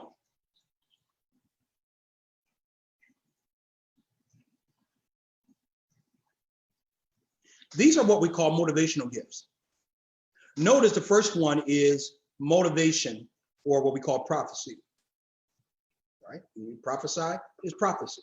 Notice the second one we just got to talking about is servant. Notice the third one is dealing with a teacher. Notice the fourth one is dealing with what? An encourager. The fifth one is dealing with what? A giver, someone who gives. Sixth one is dealing with administration. And then the seventh one is what I call a sympathizer. So your gifts has to do with serving others. Everything, even Yah giving us the Ruach HaKodesh, has to do with how we serve others. These gifts were given not for yourself. None of these gifts we just mentioned has to do with you. None. So if someone loses their job, let me give you a demonstration. Somebody loses a job. Notice what a person who is a prophet would say, who has a gift of prophecy on them. Notice they would say, what's sin in their life? They got sin and they not following Torah. They got sin in their life. That's why all this stuff happened to them. They got sin in their life. That's a gift that was given to them. If they are a teacher, what would a teacher do? A teacher is going to say, see, if you just follow the steps of Deuteronomy chapter 28, 1 through 15, you'll be all right. You just follow the steps of 1 Timothy chapter 3. See, for a teacher, it's all about principles. Yep. It's all about principles. If they are an encourager, what are they going to do? They're going to always be, they're going to be texting them right away. Oh man, you okay? It's going to be okay. We're praying for you. Oh, we just want to encourage you. Bless Yah. Everything going to be all right. This too shall pass. Because that's what an encourager do. What a giver going to do? A giver going to say, yup, let's take up an offering. Let's take up a free will offering now. Let's do it. We got to do it. What a servant going to do? A servant has already left and bought groceries. Y'all ain't even finished the conversation. A servant already went to the store, already got, because that's what they do. Joanna reminds me of that type of person. Yeah. Who's a servant. Already, what can we do for that person? Can we send them a care package? Can we do this? And then there's a sympathizer. A sympathizer, notice all these gifts are mentioned. Well, notice a sympathizer is doing. They somewhere in the corner crying. They ain't got no groceries. They love their job. Oh, yeah, just pray for them. But everyone has a gift. Now, what was Joseph's gift? Anybody? What was Joseph's gift?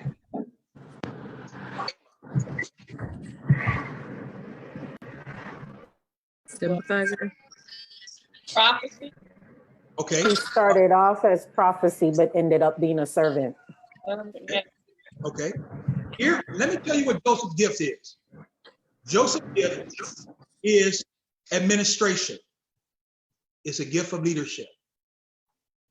Everywhere he went, he led. Everywhere he went, he led. He didn't wait until he got into leadership to lead. I want y'all Mores to hear that. I want you Mores to hear that. You expiring Mores and Mores, I want you to hear that. You expiring ministers, I want you to hear this. He didn't wait until he got into leadership to start leading. He led at Pharaoh's house. That's long before he was in top leadership. He was, guess what? He was a chief administrator in prison. He led in Pharaoh's house. He led in Potiphar's house. But many people say, well, when I get into position, I'm going to go forth in my gift. When I get into position, I'm going to do this. But no, you get the position by going forth in your gift. That's why your gift will make room for you and bring you. You don't start leadership when you get into the position. You start leadership by operating in your gift. And that's what's coming back to Israel are the gifts of the Spirit. Stop this nonsense of being limited to faith. No, we need real assemblies where people can be touched by the feelings of the infirmities, where people can come together and experience the real gifts. Where people, because when you come into Israel, particularly women, my heart, it's almost your gifts are silenced. Your gifts are somehow extinguished. There's an extinguishing of your gifts. You have a gift of prophecy, but you can't go forward. No, that you don't prophet. All prophets were back in the day. Prophets stopped back then. The scripture says, despise not prophesying. That's right.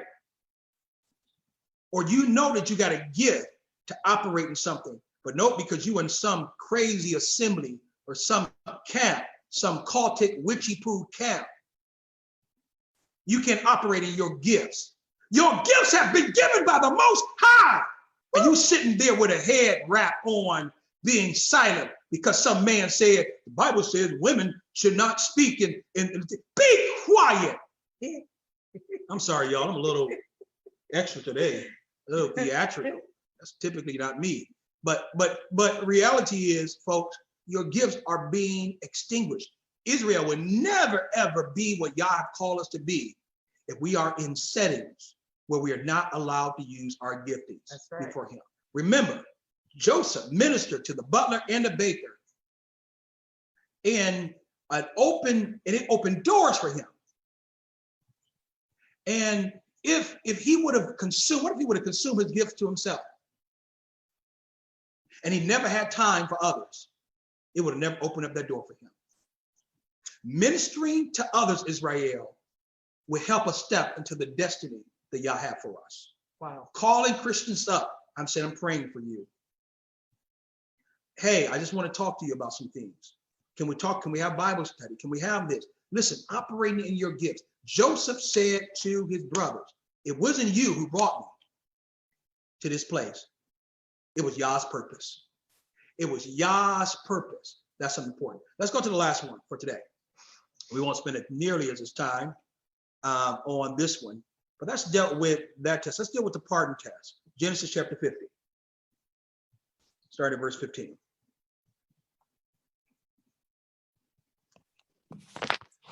And when Joseph's brethren saw that their father was dead, they said, Joseph with peradventure hated us, and will certainly requite us all the evil which we did unto him. And they said, they sent a messenger unto Joseph, saying, thy father did command.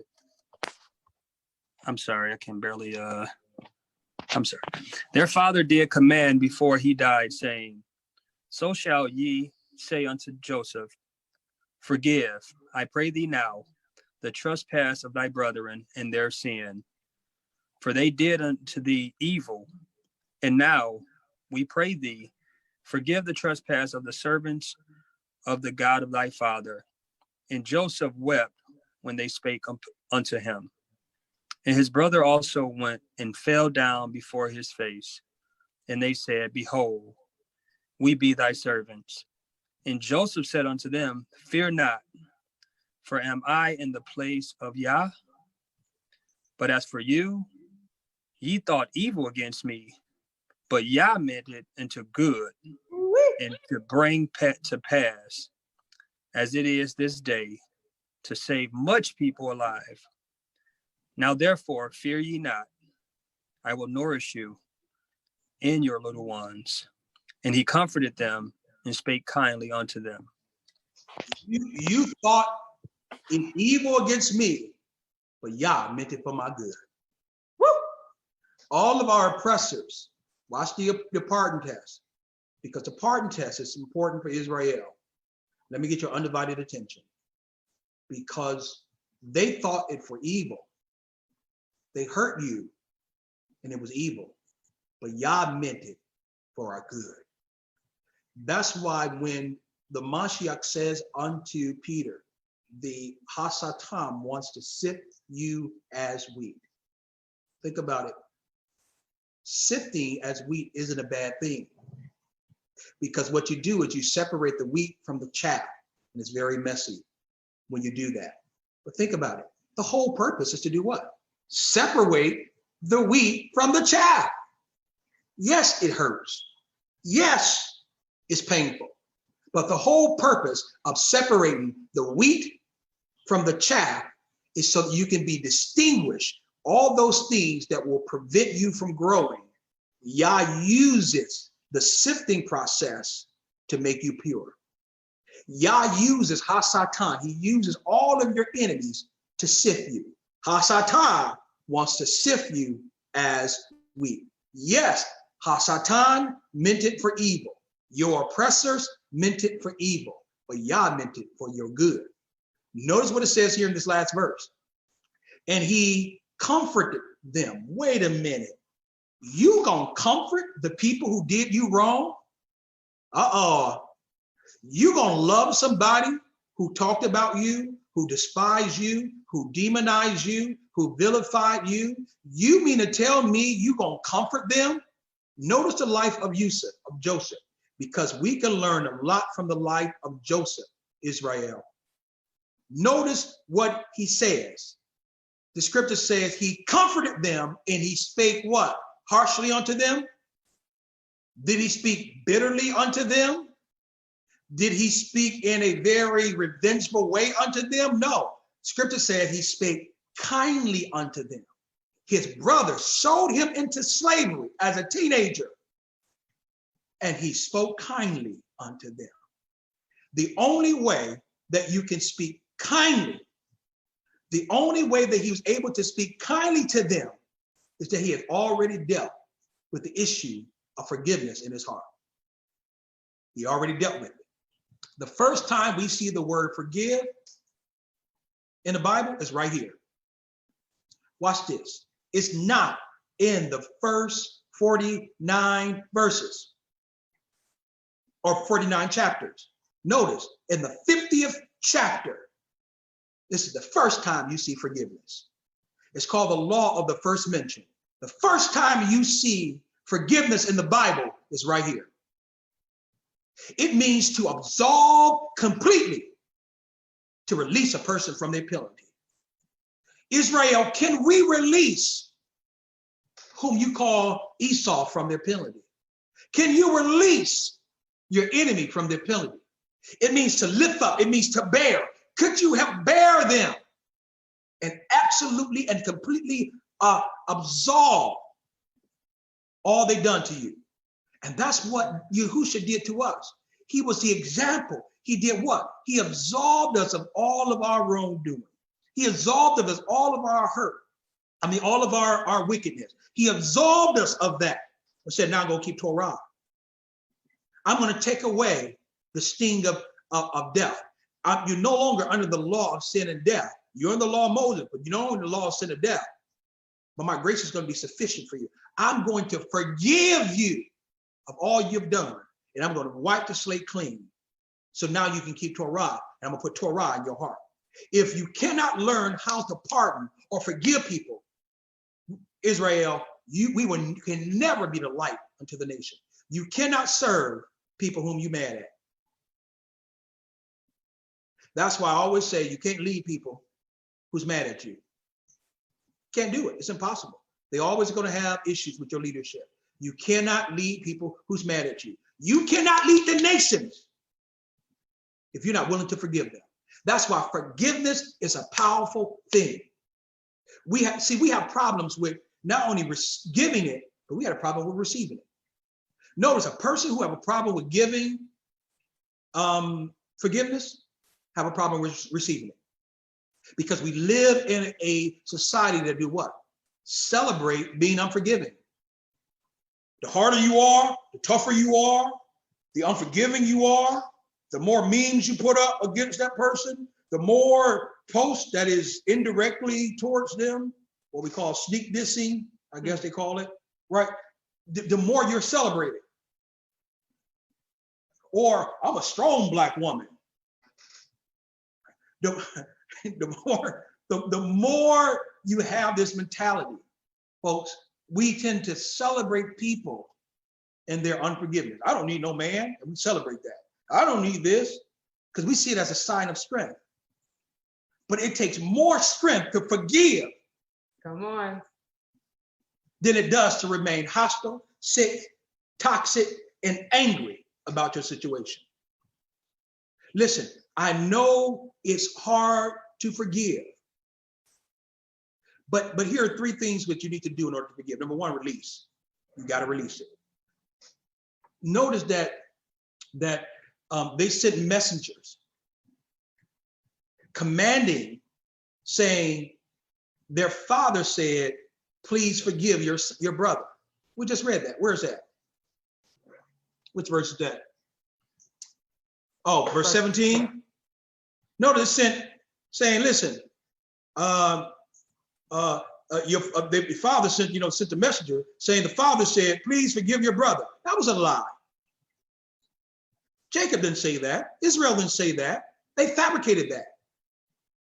They never asked for forgiveness. Whoo! Woo-wee. Y'all better hear me and hear me good, Israel. They never asked for forgiveness. Some people pride too much after forgiveness. So they say, you know what you call ask if you can forgive him. But they never themselves asked for forgiveness. I'm going to ask you a very direct question, Israel. Can you forgive someone who never asked for forgiveness? Hallelujah. That's hard for some of us. Can you forgive someone who never asked for forgiveness? That's the pardon test. The pardon test is you're able to forgive somebody who never asked for forgiveness. Joseph said, I am in this place of Yah. I'm right where I am. When you don't forgive yourself, you stand in the place of Yah.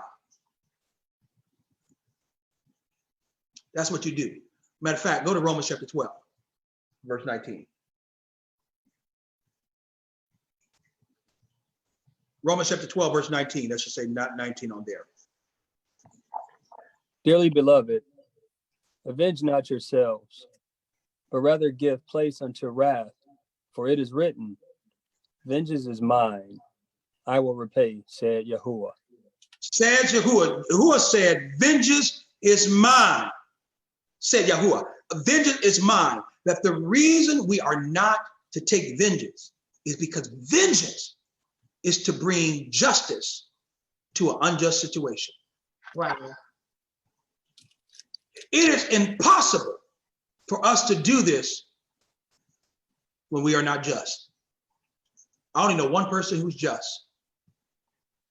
Remember, vengeance is to bring justice to an unjust situation. That's why we cannot bring justice to ourselves. I don't care what they give us. I don't care what we march, civil rights, boycott, protest. We cannot bring justice to an unjust situation because we're not just. So we have been made justified, but we are not just. If you live your life with unforgiveness, you will always be trying to avenge yourself. You'll always have a grudge. You'll always have a chip on your shoulder. You will spend your life trying to prove something instead of trying to please someone. You always or serve someone. You'll always try to prove something instead of serving someone. See, you have to release them. I don't care. Listen, I don't care what happens, what comes out of your mouth. You have to release them. If you're going through it in your mind, you haven't released them. I don't care. I forgive them with my mouth. But if you go through it in your mind constantly, you have not released them. I'm not saying you are to forget about what they've done to you. But if you have not, if that torment you and you have trigger points, or you turn on Facebook or YouTube and something, you see they put a post up and it triggers something, you have not released them. Matter of fact, let's bring it home. Matthew chapter 5, verses 1 through 9.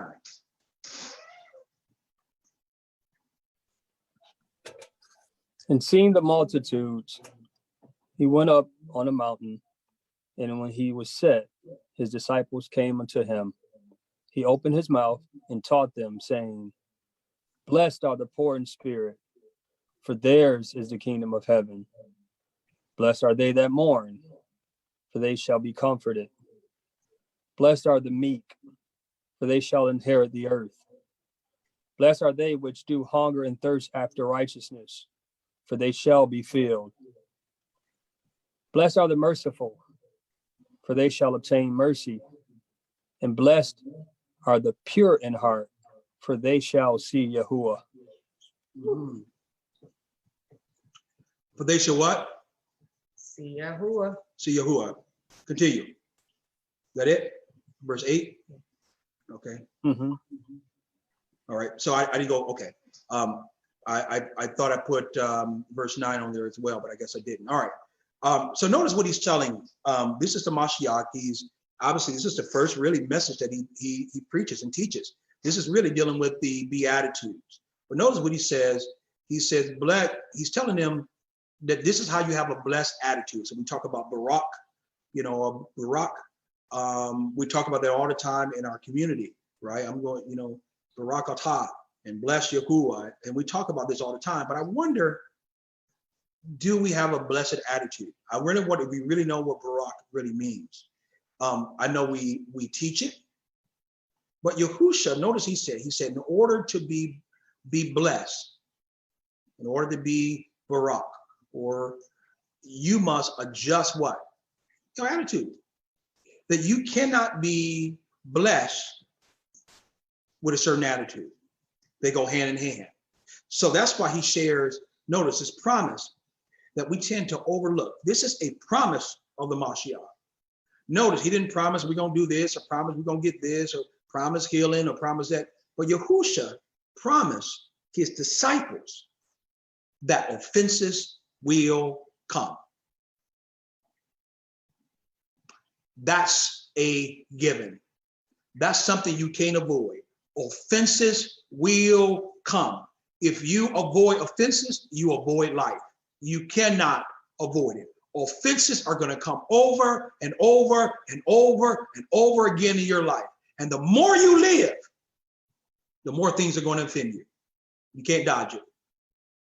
Your ability to handle offense will determine the next 10 years of your life. I promise you. Because it's going to take a lot of stress off of you. And so when Yahusha when they ask Yahusha, how do you deal with it? Yahusha said this. He said, listen, this is how I deal with offense. He said, you should forgive your brother how much? 70 times 70, or 7 times 70. So I don't want you to look at this number numerically, because Yahusha is saying that you should be perpetually forgiving. Right. Perpetually. So as soon as somebody offend you, throw it off. Don't let anything collect. Don't let anything build. Why? Because you become toxic. And whoever did it to you or whatever they did to you is not worth it. It's not worth you allowing your history to abort your destiny. You can't do that, Joseph. Yah has a debt. He called you to be second in command in all of Egypt. You don't have time to exert your energy thinking about your history. Don't allow your history to abort your destiny. Because see, if you're going to be blessed, Israel, we're going to have to learn how to shake things off. That's why you cannot breathe without being able to inhale and exhale. You got to inhale and then exhale. You've heard me say throughout the years, of course, you can't have a car without an exhaust pipe. Because what's going to happen? That engine is going to explode if you don't have an exhaust pipe. You can't even take in food without having waste. Because whatever you take in, you're going to have to let it go. If you stop inhaling and exhaling and stop breathing, you're going to die. If you clog up the exhaust pipe, the engine, as I said before, it's going to explode. if you stop eliminating waste out of your body, you're going to get poisoned. It's going to kill you. So we have to have a system for elimination. The only thing that we have as a system of elimination, watch this. So notice he talking about your heart. Your heart keep taking in offense after offense after offense after offense after offense. And if you're not careful, you're going to damage, you're going to have a damaged attitude. And the persons that used to be, that you could have been, that person began to corrode because it affects your attitude. So what happens when you're using all of your energy trying to manage your pain? That's what we do. Your power is not being used because all of your energy is being used to try to maintain your history of who did what, how they did it to you, that hurt. That's why forgiveness does not alleviate the perpetrator of their responsibility. I'm not saying that. I'm not saying that forgiveness should alleviate the person of their responsibility, but it's not the perpetrator. Nope.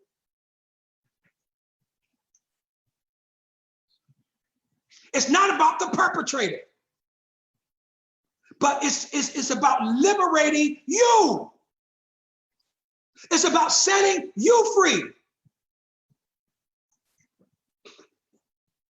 The whole thing is, because if you abuse me once, okay, it's one thing. If you abuse me twice, okay. But if you continue to regurgitate it over and over and over, listen, if somebody do you wrong, it's their fault. Yep, that's your fault. You continue to do me wrong, that's your fault.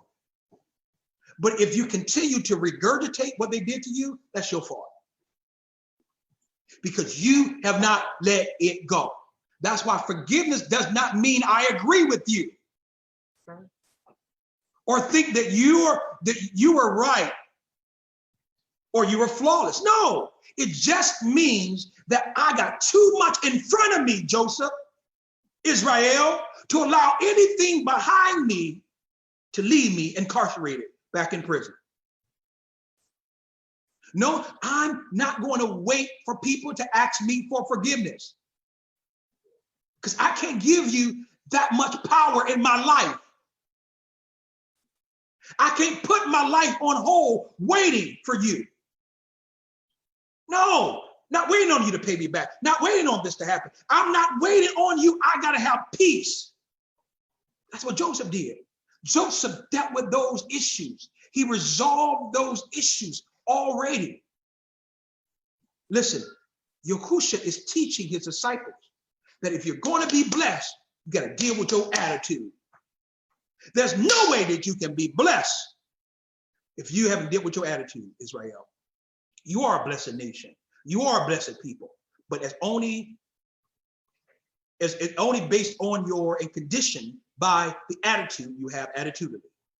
Your attitude determines your altitude in him. So we got to let go of all this toxicity.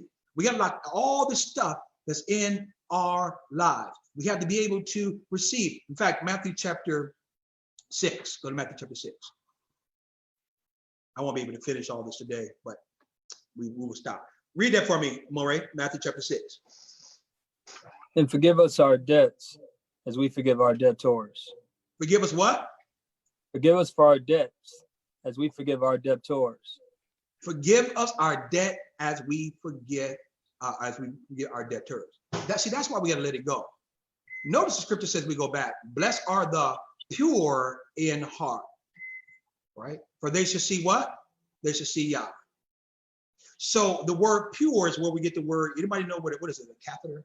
The catheter that you wear in the heart to help it pump blood. Mhm. Wow. So that whole thing. This is where we get the same Greek word. It's catheteritis. It's the same word, catheter, that you put in your heart to help you pump blood.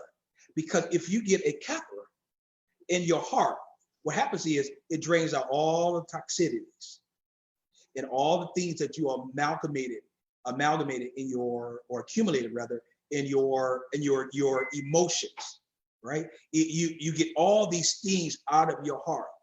So yeah, you show your daughter that, yeah, who have the last word. You won the argument, but you lost a child. You got to let things go. You got to let it go. So notice Matthew chapter 6 here, verse 12. He says, and forgive us our debts as we forgive our debtors. Forgiving us of our debts as we forgive our debtors. Notice this word as. Forgive us our debts as we forgive. Let me say that again. As we forgive. Let me read it in slow motion. And forgive us our debts as we forgive our debtors. Notice the word as means the same way. Yahuwah, forgive me the same way I forgive others.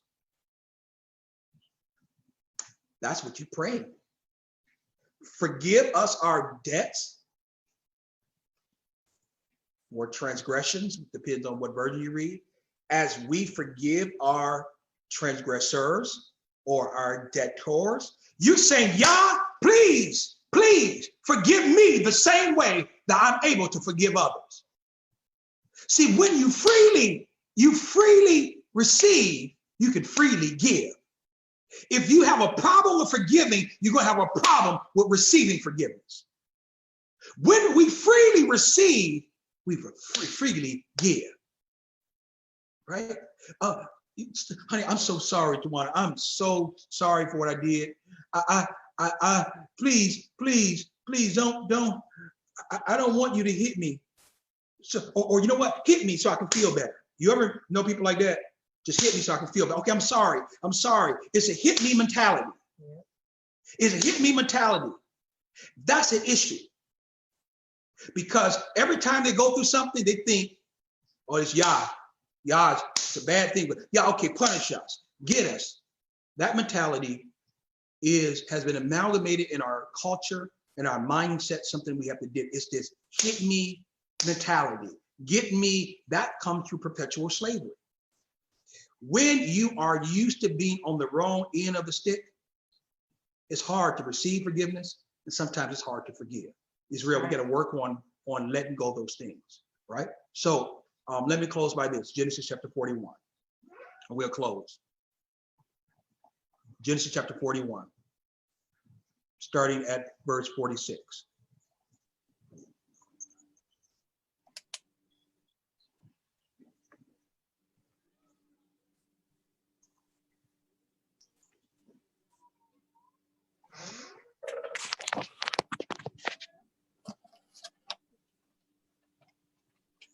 Oh, Zoom.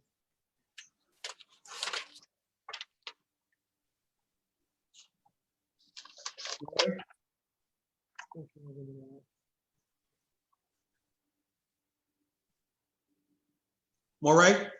You said starting at what? Verse 46. Genesis 41, 46. Is it up? No, but I'll read it from my Bible. Okay, great. Perfect. Now Joseph was 30 years old when he stood before Pharaoh, sovereign of Egypt. And Joseph went out from the presence of Pharaoh, and he went throughout all the land of Egypt. And in the 7 years of plenty, the ground brought forth generously. And he gathered all the food of the 7 years which were in the land of Egypt, and laid up the food in the cities. He laid up in every city the food of the fields which surrounded them. Thus Joseph gathered very much grain as the sand of the sea, until he ceased counting, for it was without number. And to Joseph was born 2 sons before the years of scarcity of food came, whom Asenath, the son of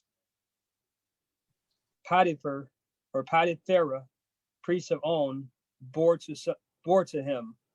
And Joseph called the name of his firstborn Manasseh. Manasseh, for Elohim has made me forget all my toil in all my father's house. And the name of the second he called Ephraim, for Elohim has caused me to bear fruit in the land of my affliction.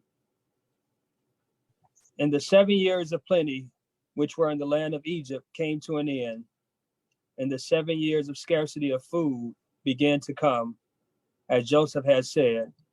And the scarcity of food was in all lands, but in all the land of Egypt there was bread.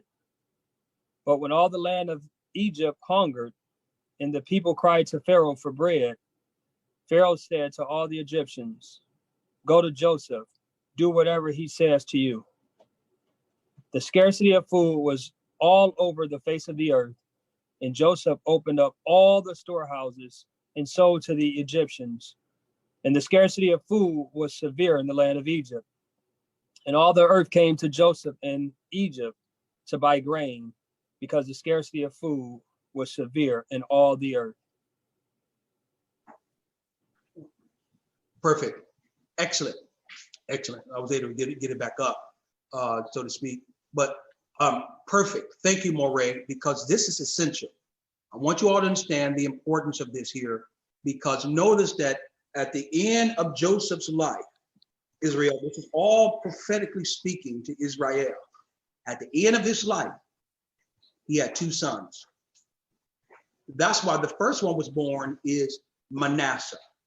So Manasseh is a compound Hebrew word, is Nashah. Nashah. And Nashah means to forget. Wait a minute. His first son that was born is Manasseh, one of the tribes, 12 tribes, not the original tribes, because we know Joseph split his kingdom up, and then we know Benjamin merged with Judah. So it was still 12 tribes, but we find that Joseph split his kingdom up, or his tribe up, from Manasseh. So notice Manasseh, the compound Hebrew word Nashah. Remember, Israel, that this word Nashah means to forget. The first thing that was born for his life was the ability to forget. The reason why Joseph can go on to receive and to be Barak, to be blessed, as the Mashiach said, because the first thing that was born from his life was the ability to forget. Nashah, Manasseh, to forget.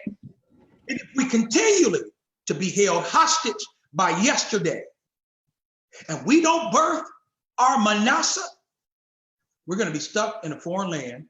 We're going to be locked up in a cage, in a prison, and we'll never see the blessings that Yah has for Israel. Unless Manasseh is born, the next son cannot be born. Notice what the text said. What is the next son called? Anyone? Ephraim. Ephraim or Ephraim. Ephraim is the next son that's born. Go back to that. Was it verse 50? Verse 52. Go back to that. I want you all to see that. Let me try to pull it up here. Again. Notice in verse One more. It's verse 52. And the name of the second, call him who? Ephraim. For Yahuwah have caused me to be what? Fruitful in the land of affliction. Manasseh means to forget.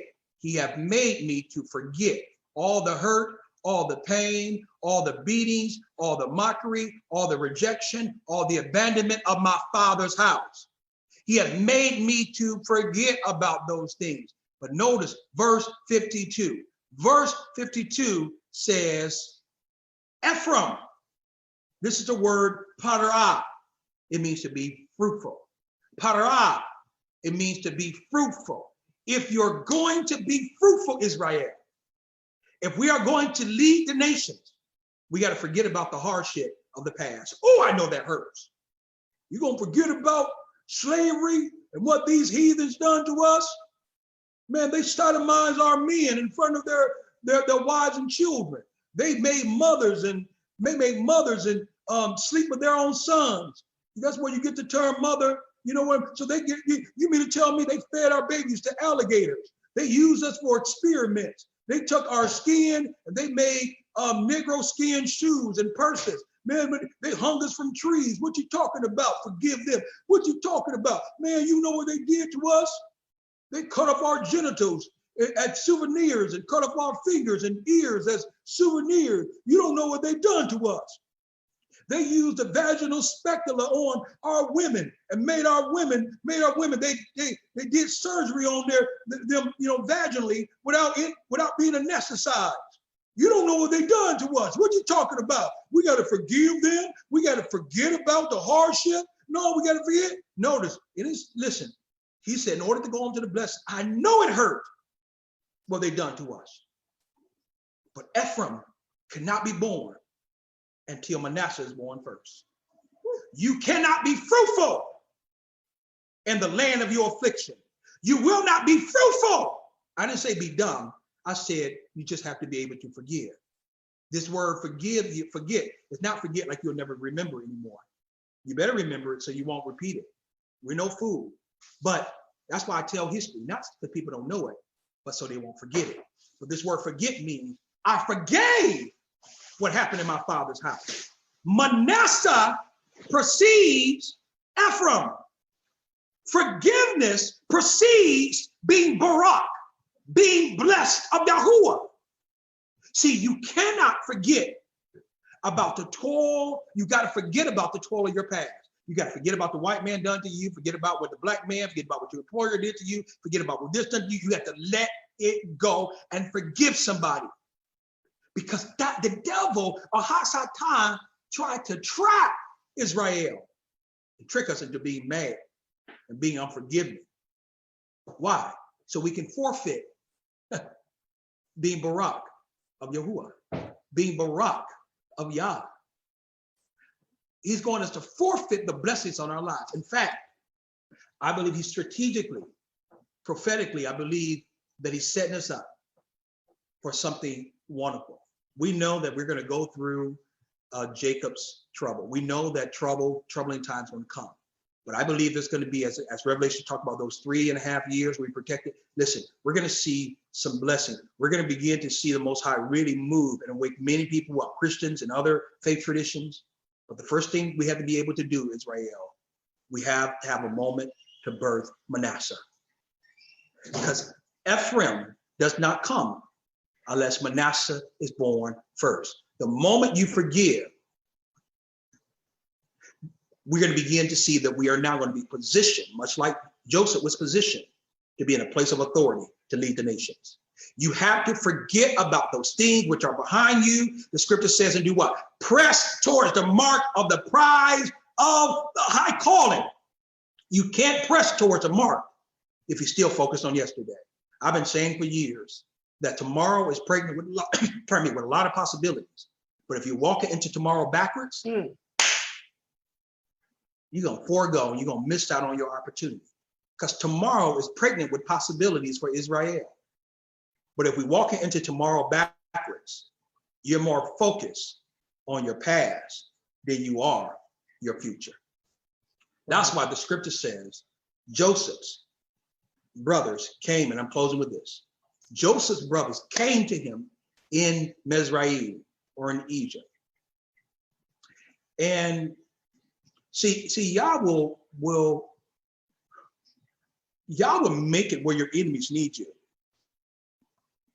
I promise you. I haven't known anyone that's walking in the commandments to die of the COVID-19 virus. There may be, I may be mistaken, but I don't know anyone. I know some people who have gotten sick by it. But Yah is a promise-keeping Elohim. Weapons will form, but they won't prosper when you keep his laws, statutes, and commandments. That's a promise he gave to us. They're going to form against us, but they won't prosper against us. But Yah will set it up where your enemies will cry out to you. My inbox stay full. Hey, I didn't want to hit like. I didn't want to get involved, but hey, I want to learn more about what you teach. I'm ready to come into the truth. I'm ready. I understand Christianity what it is. You're right. I tried to deny it. My cognitive dissonance kicked in, but y'all will set it up. For those people who oppose you, gonna need you. Same way that Joseph's brothers oppose him. But y'all set it up where you're gonna make your enemy your footstool. So he'll make your enemy your footstool. Hear that well. If we have a forgiving heart, that means there is some prerequisite that comes to this. My enemy's gonna be my footstool. No, if you humble yourself, are you able to walk in forgiveness? He will make your enemy your footstool. Notice it was the custom and royalty. We read the scripture for anyone who was in royalty in Mizraim and ancient Kemet, they were to shave their hair. So by time Joseph's brothers got to him, they didn't recognize who he was because he shaved his head, much like the Egyptians did. He shaved his head. But Joseph, when Joseph saw his brothers, scripture says, remember, he turned his head and keep from crying. You haven't saw your brothers in over 13 years, and he had to turn his head to refrain from crying. And when he finally revealed who he was, they got scared for their lives. And Joseph said, don't be scared. Yah is allowing Yusuf's life to speak to Israel. He's using his life to speak to us. Yahusha, praise Yah, was a Yusuf. I've been telling you that all throughout the series, that everything that has been done will be done again. That the Mashiach, whom the world called Christ, his life is seen in Torah. That's why he said, you search the scriptures, and in them you think you find life, but they really testify me. You believe in the word of Moses, you believe me. But if you don't believe in Moses' words, you don't believe in my words, because Moses wrote about me. Moses wrote about this, about Joseph's life. And he was really talking about the Messiah. He was talking about Christ. He was talking about the Mashiach. He was talking about Yahusha. The same way that when Joseph was in prison, he had two prisoners on his side. Same way when the Mashiach was on the tree. He had one prisoner on one side, one on the other side. Guess what? One was doomed and was damned to life, to eternal damnation, pardon me. But the other one, he remembered him and said, you're going to be in my father's kingdom. The same way the butler, the same way the baker. The baker got executed, the butler life was preserved. It's the same way. Yahusha is his daddy's favorite. Joseph is his daddy's favorite. It's the same principles over and over and over. Yusuf was sold for 30 pieces. The Mashiach was sold for 30 pieces. We see the same thing. Everything that you read in the Old Testament is going to repeat itself, either in a New Testament or throughout history we call now, because there's nothing new under the sun. Everything that was is going to happen again. Everything that has been done is going to be done again. Yahusha was a Joseph. He was beaten, sold for 30 pieces of silver, and watch this. Yahusha told Judas, you sold me. Yeah. But it was really Yah that sent me. Woo. Joseph told his brothers, you sold me. But it was really Yah that sent me. Hallelujah. Hallelujah. Hallelujah. Hallelujah. Hallelujah. Can somebody say that? Did you sold me? You sold me, But Yah sent us, Israel. but Yah sent. Yah Woo! sent us. Praise Yah. Hallelujah. Hallelujah. Hallelujah. Hallelujah. You sold me. Hallelujah. Hallelujah. Hallelujah. Praise Yah. Hallelujah. Hallelujah. Hallelujah. Praise Yah. Hallelujah. Oh, we've been misused, abandoned. Yah. Yah. We've been sent. We are sent people. We're chosen. We're royal priesthood. But it was really out of all of our calamity, our misuse, our rejection, our slavery, y'all sent us. It's nothing that nobody can ever do to contest that. Y'all sent us. We are a royal priesthood. We're a chosen generation, Israel. But unless we deal with these tests, and we're able to overcome these tests, we'll never be in to be postured so that we can lead the nations and be a light unto the nations, and that we can make sure that Micah chapter 4 is a realization in our lives, that all the nations will come to the house of Judah and worship, that they all would come, that we will begin to show the nations the proper way to worship, because now that sleeping lion has aroused. Who shall arouse that sleeping giant, that sleeping lion, the Lion of Judah? Who will awaken her? She's awakened now. She's awakened until Shiloh comes, until the Mashiach comes to lead the nations. And greater works shall you do. I'm raising you up, Israel, to be a light unto the nations.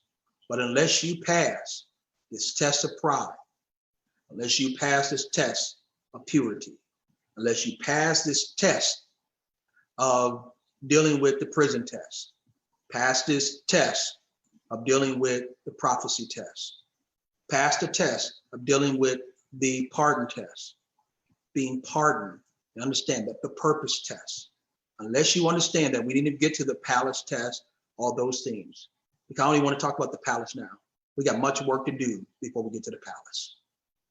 We are in position, we got to work on our character. We got to begin to now unleash and release gifts.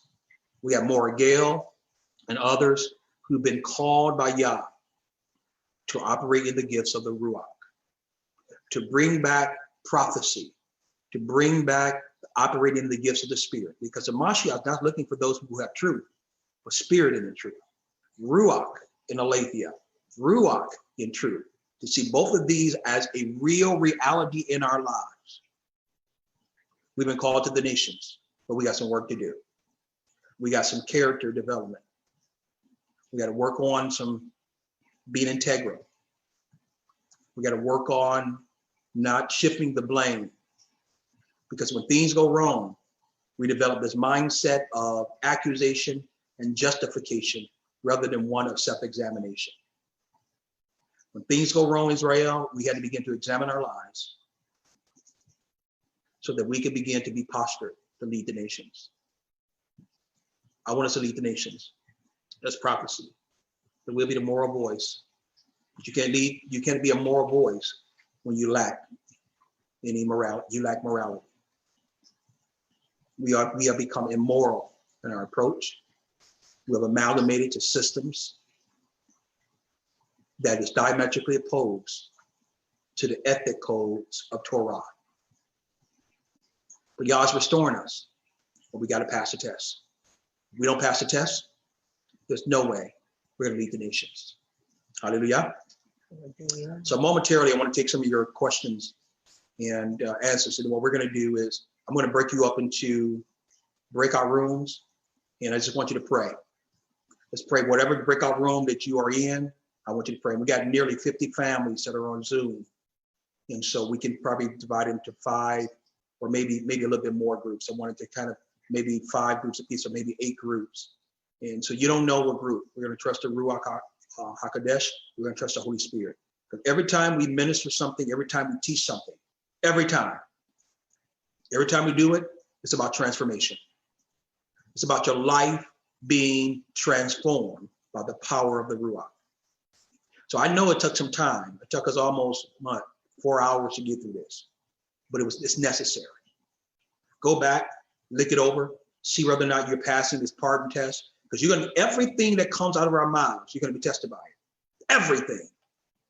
Everything we go through is going to come a test. Yah always going to send his word to test the word that you receive, according to Psalm Division 105 and 17. Everything that comes out of your mouth or that you hear, Yah's going to send his word.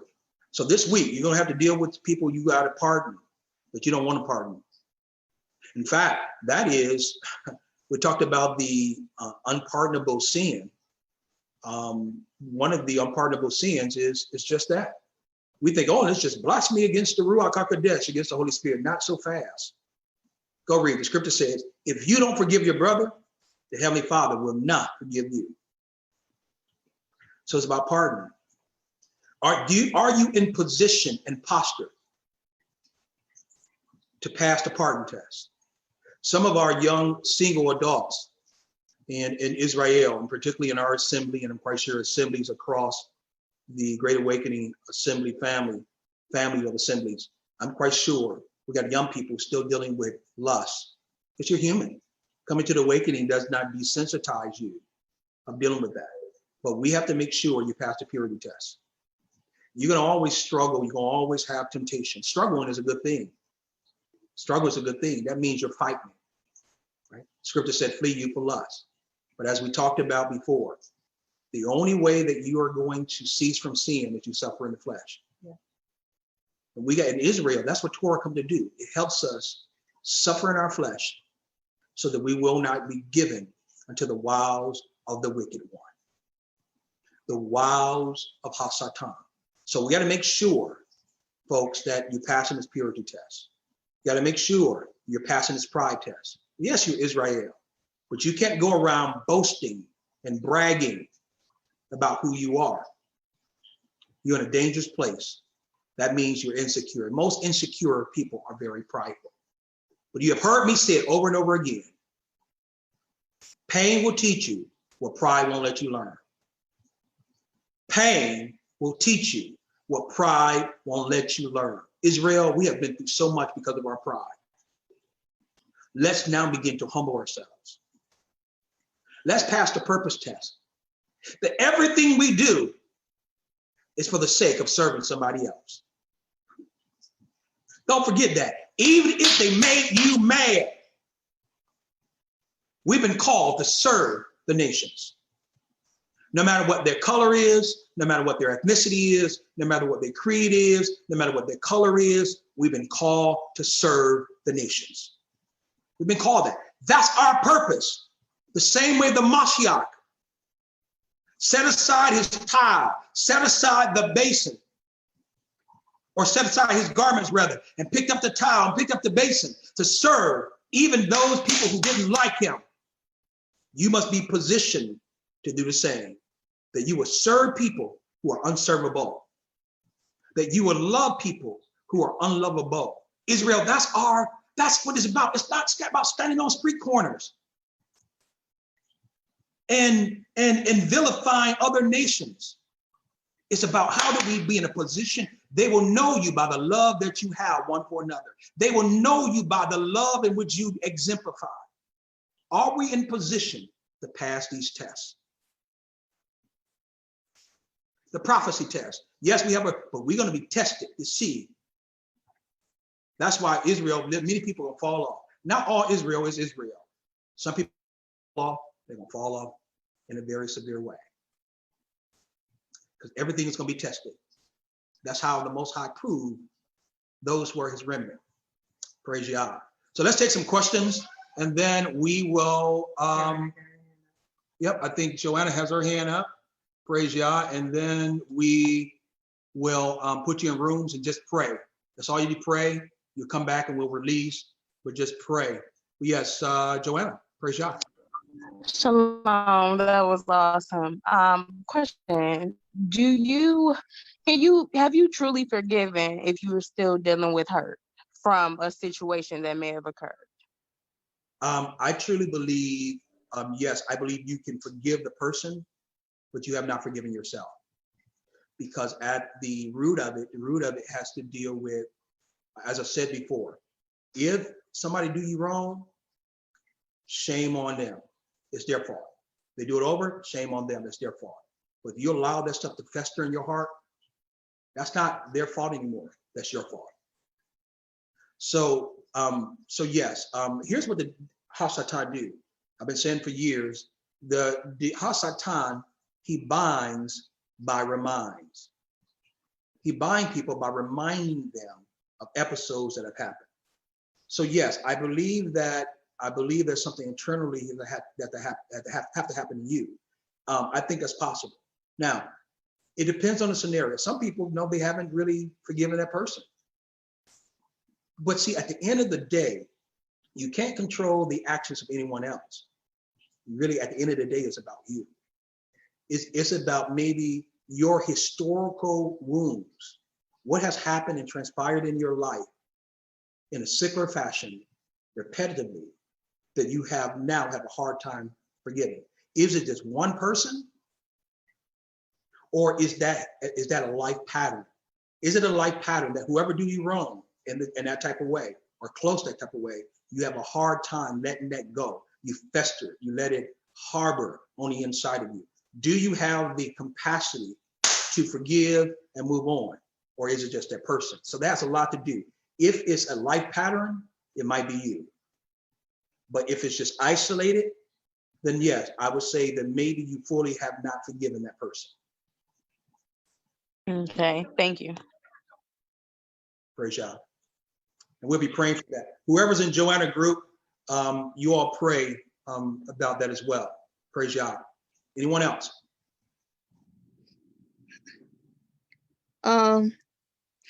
Dr. Ken, in relate to what Joanna had asked, when someone has hurt us, we would pray and forgive them, but that hurt seemed like it take time to go away. It doesn't go away automatically, but I think as we truly forgive them, and for me, the Father just ease that hurt that's inside of us for what they did, and it takes a while for that the hurt to go away for me. Let me say this. I think, Mom, what you said, Ima, is absolutely correct. Might I add an addendum to that? Mm-hmm. Mom, I will add that time in and of itself does not heal. The only thing that time does is numb the pain. Numb the pain. But time in and of itself does not heal. It just numb the pain. Only the Mashiach can heal. Given that, Right. One of the things what helps me to overcome, I think about my future. I think about my destiny. I think about my assignment. And if I'm focused on what they've done to me, as I said before, tomorrow is pregnant with a lot of possibilities, but we're walking into tomorrow backwards because we still focus on the pain of yesterday, the pain of what happened before. So really, it really has to deal with the common denominator between you, your past, and your future is you. You can't change what happened to you in the past, but you can change you. Mm-hmm. So, and let me tell you this, because it's always going to be trigger points. So the issue is, it's not about Pharaoh. The whole purpose is to get the people to come and worship and be reconciled with Yah. I'm always thinking, Yah, did you allow this person to do that to me to really show me where I'm at? We don't think about that. This really, as I said, what was it last week? We talked about a dip sticker that Yah purposely put in your life, dip stickers. A dipstick is how you measure the oil in your car or any other. And oftentimes he will bring a dip sticker in your life. And sometimes you all are the dipstick, and sometimes you are the dip sticker. But God will bring people in our life to agitate us, to frustrate us. Yah will do it, not say Satan, but Yah will do it. It was Yah who shut up Hannah's womb. Mm-hmm. A medical defect, not Hasatan, not a medical condition, but Yah did it. It was Yah who hardened Pharaoh's heart, not the devil, not Hasatan, not demonic magistrate. It was Yah. Yah will send people in your life as dipstickers to agitate you, to frustrate you. And it's really not about them. It's to see if you, a dipstick, measure the amount of oil or any type of fluid. It's a dipstick in your transmission, dipstick in your oil, dipstick to measure to see if you run a little low on oil. Are you running a little low on forgiveness? Your enemies can show you more than what your friends can. They have a way of exposing what's really in you more so than your friends can ever do. That's why, notice, go back to the scripture. If you notice that the disciples got upset because when they tried to protect the Messiah, he rebuked them. Mm-hmm. But when Judas tried to expose him, he blessed Judas. He sure did. Judas did more for his ministry than all the disciples put together. Had it not been for Judas, he would have never went to Calvary Stake. Mm-hmm. Your enemies can show you more than what your friends will ever be able to show you. Hallelujah. So when you're done wrong, it's really an opportunity to do that. I quickly release my enemy. It hurts. I don't want to talk to them for a while. I'm being honest. I don't want to deal with them for a moment. But after a while, after I come to myself, like the prodigal son did, he came to himself. Second thing he did, he said, I'm going to go back to my father's house. I got to return back to the father. I know after I come to myself, I'm going to go back to the father. I'm going to let him, I'm going to go back to my father's house. Number 3, he said, I'm going to say unto my father, I got a plan. And number 4, he acted upon that plan. We got to act on it. After a while, when people do me wrong and it hurts, I begin to think about, you know what, did you use that person to really bring out this anger in me? Did you really use that person to let them know that I got a problem with forgiving people? Because again, if you have a problem receiving, you got a problem giving. You got a problem giving, you got a problem receiving. Can I add something to that? Yeah, absolutely. Hallelujah. I was just gonna say it's kind of like if you get a sore or a scrape or whatever, that it hurts so bad initially, and think about if you continue to pick at that, how long it actually takes for it to heal, because you don't give that particular area enough time, but not even enough time, but it's not covered, even covered with prayer or whatever the case may be. Say it's not you that's picking at it, but it's just vulnerable, that you just so happen, it gets scraped because it's not covered enough, maybe even with prayer or enough care or whatever the case may be. But I think it prolongs that hurt when we think that it's healed or that it's vulnerable, and that particular area we don't allow Yah to fully heal. Right. That's right. Excellent. Pastor? Yes. I like it when Shaul says, leave all that's behind me. I press forward to the mark of the Most High. And he's also the same one that said, I die daily. Yes. And in that, he's saying everything you're saying summed up as, I die to the God of self. Mm-hmm. I die to myself. I am not so important that I need to stew over all these things, rather than accept everything you're saying, everything that we're reading today, and realize he's sovereign, he's supreme, and all of this is in his hands. And if I'm willing to press forward, I like your analogy of walking in the future, looking backwards. We got to turn our back to the past, and press forward to our destiny in Yahuwah. Hallelujah. And we can only do that if we're dying daily. So I got to take this heart, who can know it? I got to take this old man, put him on that cross. I got to die daily. I got to stop looking at everything through the lenses of me and look through the eyes of Yahuwah. Wow. His perfect will, not my will be done, but Father, your will be done. Stephen prayed that. Yeshua prayed that. John the Baptist prayed that. That's a prayer I pray a lot because I'm not there yet. But when I pray that, it just helps me recenter on who is Yah And what is this really all about? Amen. Wow. Powerful, Maurice. Mhm. That spoke volume. PK, Yes. to kind of piggyback right off of what Maurice just said, I mean, he just said a mouthful. In the process of our forgiving, a lot, like you said, we're focused on the God of self and our pain, our hurt, the betrayal of whatever took place. But sometimes I think the process of forgiving can speed up when we take the focus off of us and look at the offender.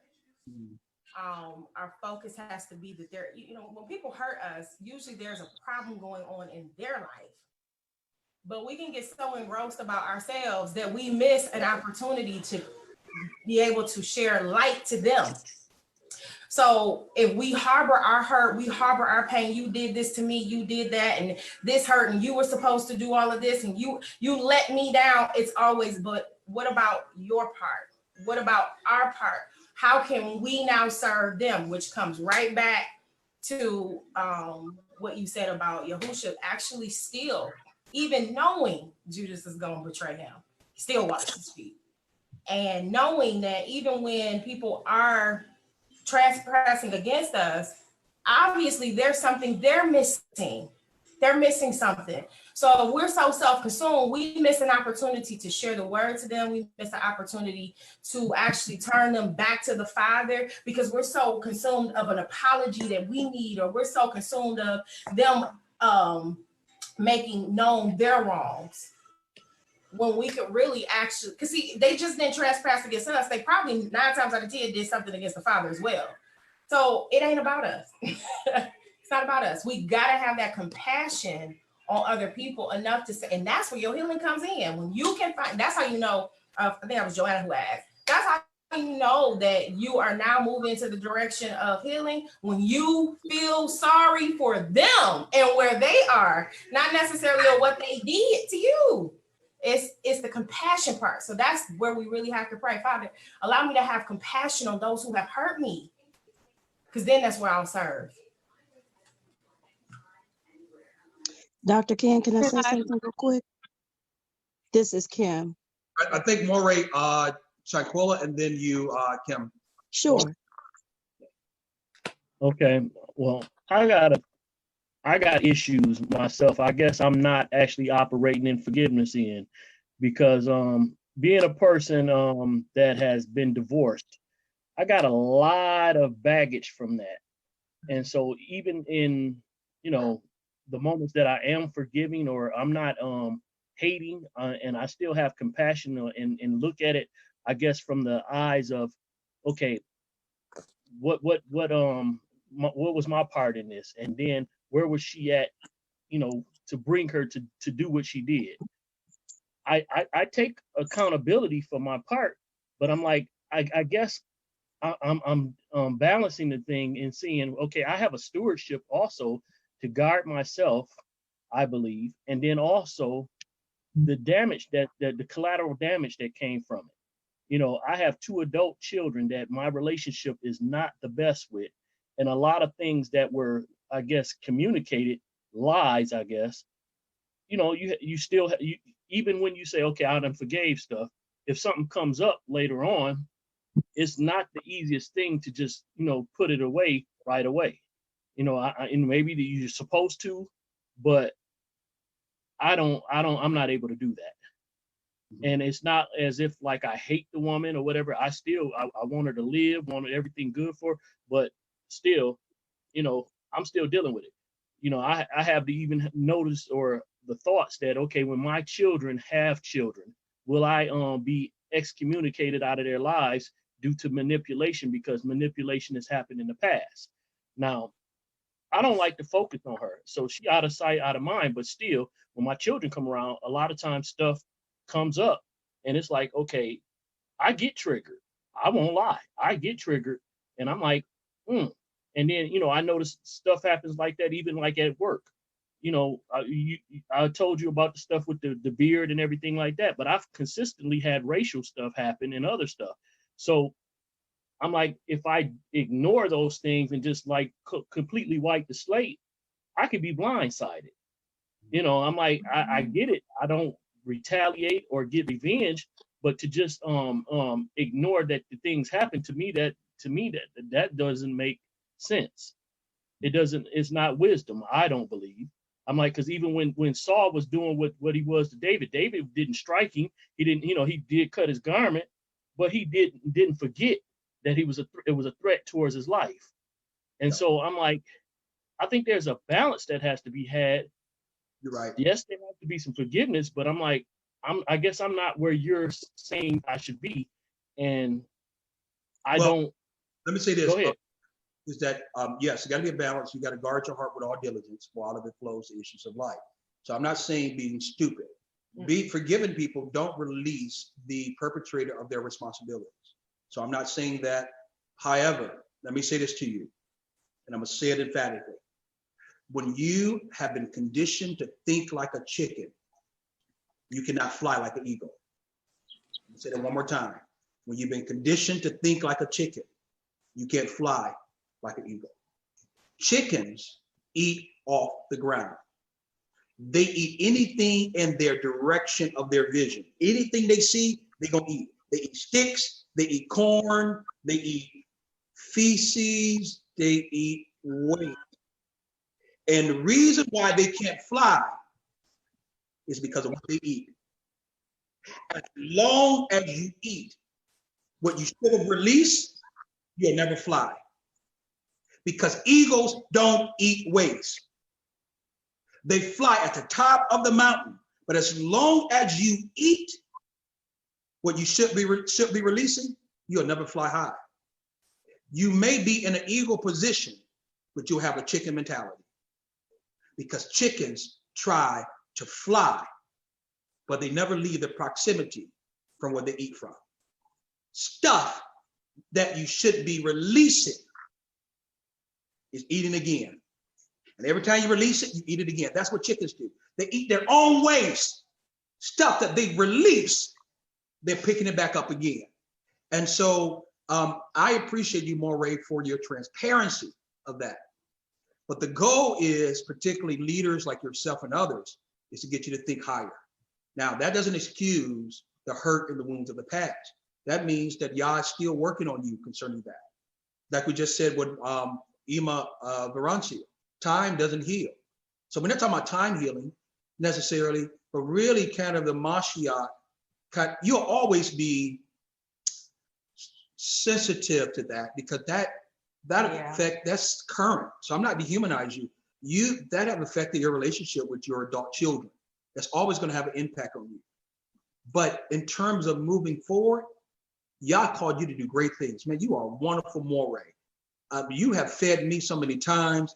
Your skill, your intellectuality, your ability to have a hunger and desire for Torah, for His Word. You are balanced. You are what we call a realist, in a sense, and Israel need that. This community have much need of you. Flint have much need of you. But what I'm telling you is, there are going to be episodes in your assembly that if somebody cross you, where you have to be an eagle, you may be in an eagle position, but you're going to resort to a chicken mentality. It's like, I ain't forgiving them. No, look what they did in there. At some point. Well, see, let me hold on. But I disagree, because I guess with me, I loved her. Right. And so there are children involved. So of course there's a whole different dynamic. Right. I have other people that I've loved, and I'm able to forgive them. My wife, when I dated her in high school, I was out there. She's forgiven me. So I'm able to forgive. But the things that were done, the specific things that were done, they're not the easiest, And see, I'm gonna talk to you. Maybe eventually, maybe you'll make some time and talk with me. But some things is not the easiest to let go. Like, even like the work stuff, the racial stuff.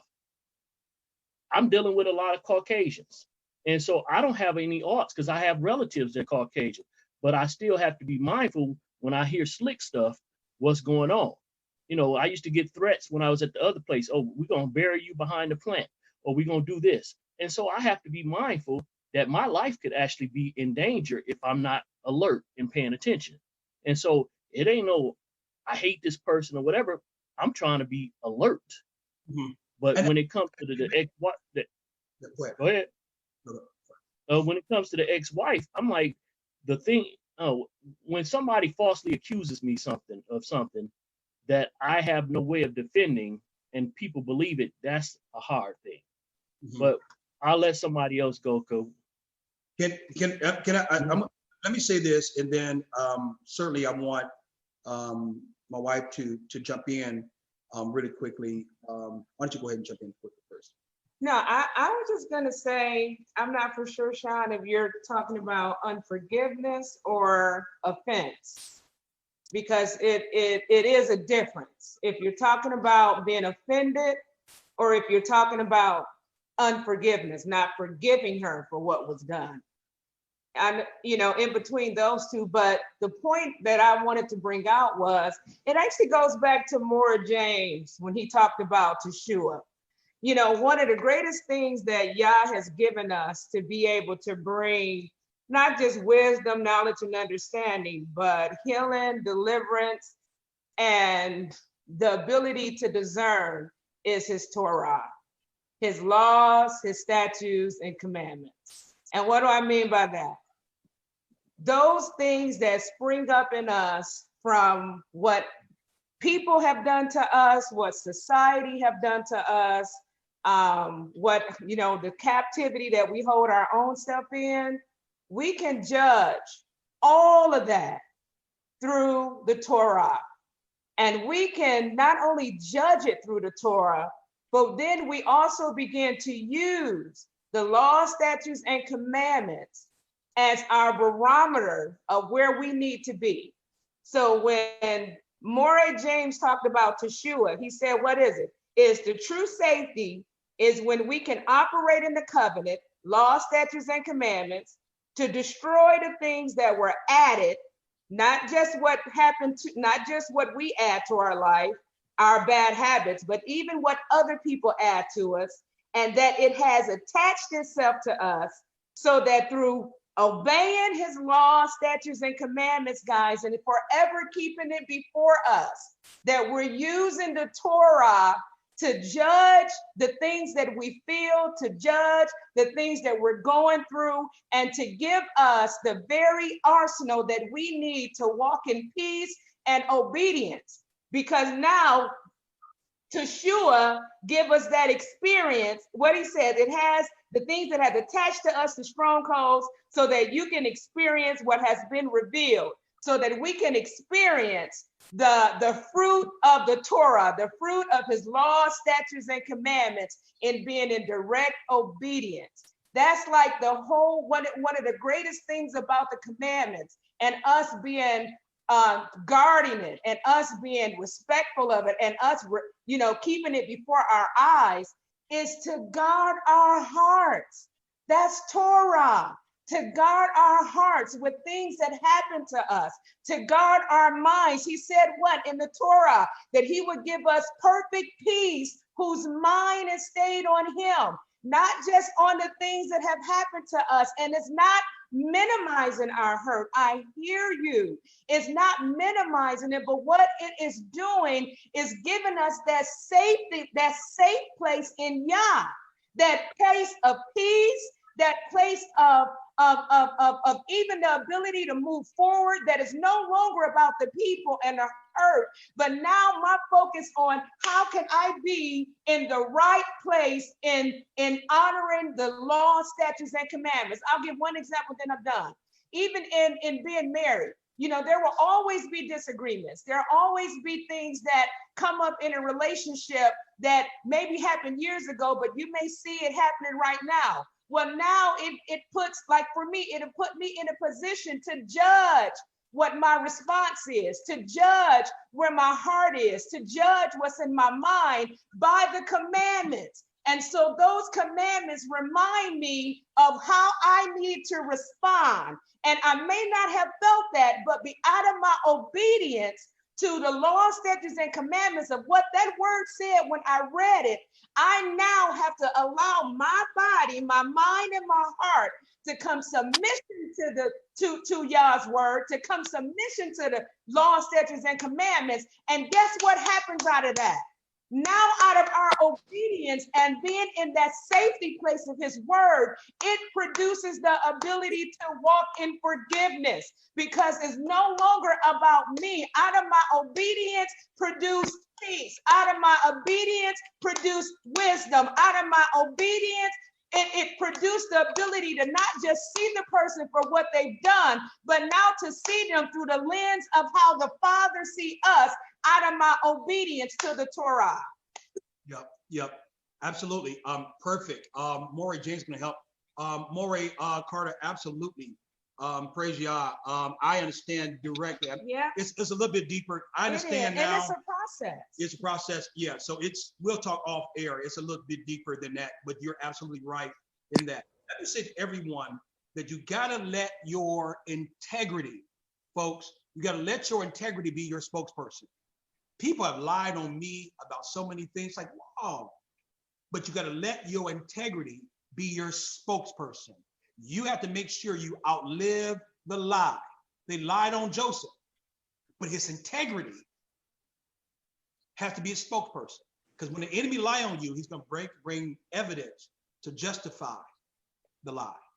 But you gotta let your integrity be your spokesperson. You gotta outlive the lie. The consistency of your character will disintegrate the lie and reveal who you really are. That's good. It is the consistency of your character. It's going to disintegrate the lie and it's going to reveal who you really are. You got to outlive the lie. Outlive it. So you got to let your integrity be your spokesperson. That's good. That's why Yah's calling us. He's calling us to let our integrity be our spokesperson. Maura James, who was next? Was it Kim and then next? Or iPhone? Or I think, was it Kim and then iPhone, or iPhone then Kim? Maura James? iPhone been up there for quite a bit. Maybe Kim can go right after her. Okay. Praise Yah. Okay, so I was taught, at in an early adulthood about the 77 times 7 thing, and here's where my confusion and my understanding is, I guess I would say, inadequate. So what really defines forgiveness? Because I considered myself in my 20s, I'm now in my early 30s, to be a very forgiving person. I always have in the back of my head to forgive, 77 times 7, but I became used, abused, and all of that because I forgave 77 times 7. Now, I know you guys say to guard your heart, and I'm understanding that more, but to what capacity are you saying guard your heart? Is it okay for me to block those people out of my life, or you know what I'm saying? Or is that considered unforgiveness? I don't understand as to what capacity is forgiveness or what is guarding your heart. Where's the balance? I don't understand it. It doesn't make sense, because I just feel like I'm a walking fool. People look at me like I'm an idiot or like I'm a fool because some of the things that were done to me, here I am associating myself around these individuals. And I thought that it was a form of forgiveness.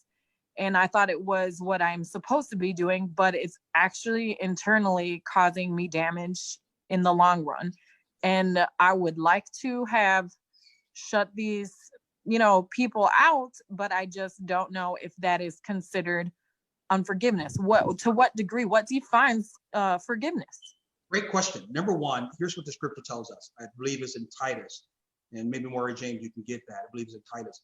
It says that if someone brings about confusion in your life, it says warn them once, then warn them twice, but after 3 times, have nothing to do with them. So I don't want you all to have this misconception that forgiveness equates to having that person involved in your life. There are some people I release. I'm done with it. I forgave. See, forgiveness is not for them. Yeah. Forgiveness is for you. So I release them. They're done. They're done in my life. But I don't hold that. They're not in my memory in terms of they're not affecting me psychologically. They're not affecting me emotionally anymore. That means I forgave them. I even told them I forgave them, and I move on. And I don't have there's no contact with them or anything. So forgiveness does not mean that you constantly put yourself in a situation where you become susceptible to the attacks of other people. No. And Torah even protects us from that. Can you tell me that verse again that you said, I think you said in Titus? Yeah, yep. You warn them once and warn them twice, but after 3 times, have nothing to do with them. Nothing. But you still forgive them. Forgiveness don't mean I have to associate with you. Because I'm not going to constantly be a target for your wrath or whatever, undefined, undisclosed issue that person may have. Hurt people. That's why the scripture says there are many people who have a form of godliness, denying the very power thereof. What did the Bible say to do after that? Somebody get that scripture. It's going to tell you, the scripture says, get away from these people. Have nothing to do with them. People who have a form of godliness, who really are just playing with this, they're going to constantly do it. The scripture says, get away from them. So I think he's looking for the scripture now. All right. But while, who is next while he gets the scripture? Is it Pastor? Is it Titus 3:10? Titus 3:10. Titus 3:10. Corey James, who's next? Mother Kim. Oh, Kim, yes, I'm sorry. Praise Yah. Praise Yah. I really want to say it's so many things others have said that I so agree with. Ro, Pastor Tawana, so many things but for me, the thing that hurt me the most was, what do I do with the pain when I know that everything that I'm trying to do is in love and trying to establish love. And sometimes when people have it in their heart and they're upset with you for whatever reason, whether it's family or work or co-workers or whatnot, when they have it in their heart, the last thing that they want to acknowledge or receive is that from you. So the hardest thing for me to do was to allow that hurt to saturate my heart. What do I do with it? You look to the left, you look to the right, you look to prayer, you look to others. You say, that's the thing that you want to escape, that hurt, that disappointment, that no matter what your intentions are, you're rejected. That is very piercing. But in our prayer group, Sister Mary, Akoti Mary, she says, I used to go to people, she said, but then, she said, it was brought to my attention. Oh no, you pray. And that's so true. Because when you allow, and don't be afraid of that, feeling that hurt. And don't be afraid of feeling that emotion of betrayal or whatever it is that you would call. Don't be afraid of that emotion. Allow yourself to feel it. If you have to cry, if you have to sit still, if you have to be confused for a second, don't escape that feeling. Allow yourself to feel it, and then begin to pray. It keeps you from speaking out of that emotion, speaking out of anger, speaking out of disappointment. It allows you to express to Yahushua what you are feeling in terms of your emotions, and not in terms of ugly words that you would give back to that person. Even if you don't say it to them, it's what you're thinking in your head, what you would like to say. And that's where that heart comes in at. But if you pray to Yahushua and get quiet and give it to him and allow yourself to look however people perceive you to be concerning the situation, don't concern yourself with that. Then you will begin to see him, and you will begin to know how to deal with things emotionally and physically when it comes up again. You won't resort to that tantrum in the inside of your heart, or the desire to even vindicate yourself, because it will happen in time, just like Pastor Ken said. If you outlive the lie, if you stay consistent to the Torah, it will by nature itself heal itself or show itself to be such a lie. And I experienced that just recently, and it taught me a whole lot about myself and about others, and about like Pastor Tawana and so many others said, the pain that they are already dealing with. So sometimes that's what you are receiving, but it's liberating. And that's basically all I want to say. Thank you. That's right. When you go back to the whole message with the purpose of the pit for Joshua was for him to cry out before Yah. And sometimes the things that we find ourselves going through, even by the hands of somebody else, one of the greatest things that come out of that, hallelujah, is the ability to cry out unto Yah. Because what happens when we cry out? That means all of that emotional hurt, the physical hurt, the mental hurt, all of those things begin to come out of you. As it's coming out of you, then the Torah, the Ruach HaKodesh, and the love of the Father has the ability to come in and bring the healing in them areas of the heart. But if we don't give ourselves an opportunity to even cry out before Yah, then we miss the purpose of the pit, the understanding of the purpose of the pit, or we miss our ability to walk in total healing because we're holding on. And I'm not minimizing, hear me, I am not minimizing our hurt, because out of all of us, my hurt came from sexual abuse. And it's hard, in your mind, you're saying, because this is something that a person been vulnerable, that they didn't have the ability to fight for themselves. So now you're fighting with so many mental things. So I understand about hurt, but let me tell you about healing. Hallelujah. And again, it's not for them, it is for you. There were many a nights that I had to cry out before the Father, and I had to ask him to create in me a clean heart, and in that renew the right spirit within me. I don't want to walk in anger. I don't want to walk in frustration. I don't want to walk in fear. Hear me. I don't want to walk in having an ulterior motive to always be in the seat of protecting myself to where I can't love again because of that hurt. I can't trust again because of that hurt. And I promise you, it wasn't even in a multitude of people. This was just between me and Yah. When I was crying out to him, it was such a spiritual exchange. The more I cried, the more the Ruach came and brought the healing. The more I confessed how I felt before the Father. I didn't hide anything. I told him how angry I was. I told him how unfair. I couldn't imagine it happening to anybody else. I told the Father how I knew it was hurting other babies, and just to think from my mind to think about children being sexually abused. And I just said, Father, I'm crying out for them. Hallelujah.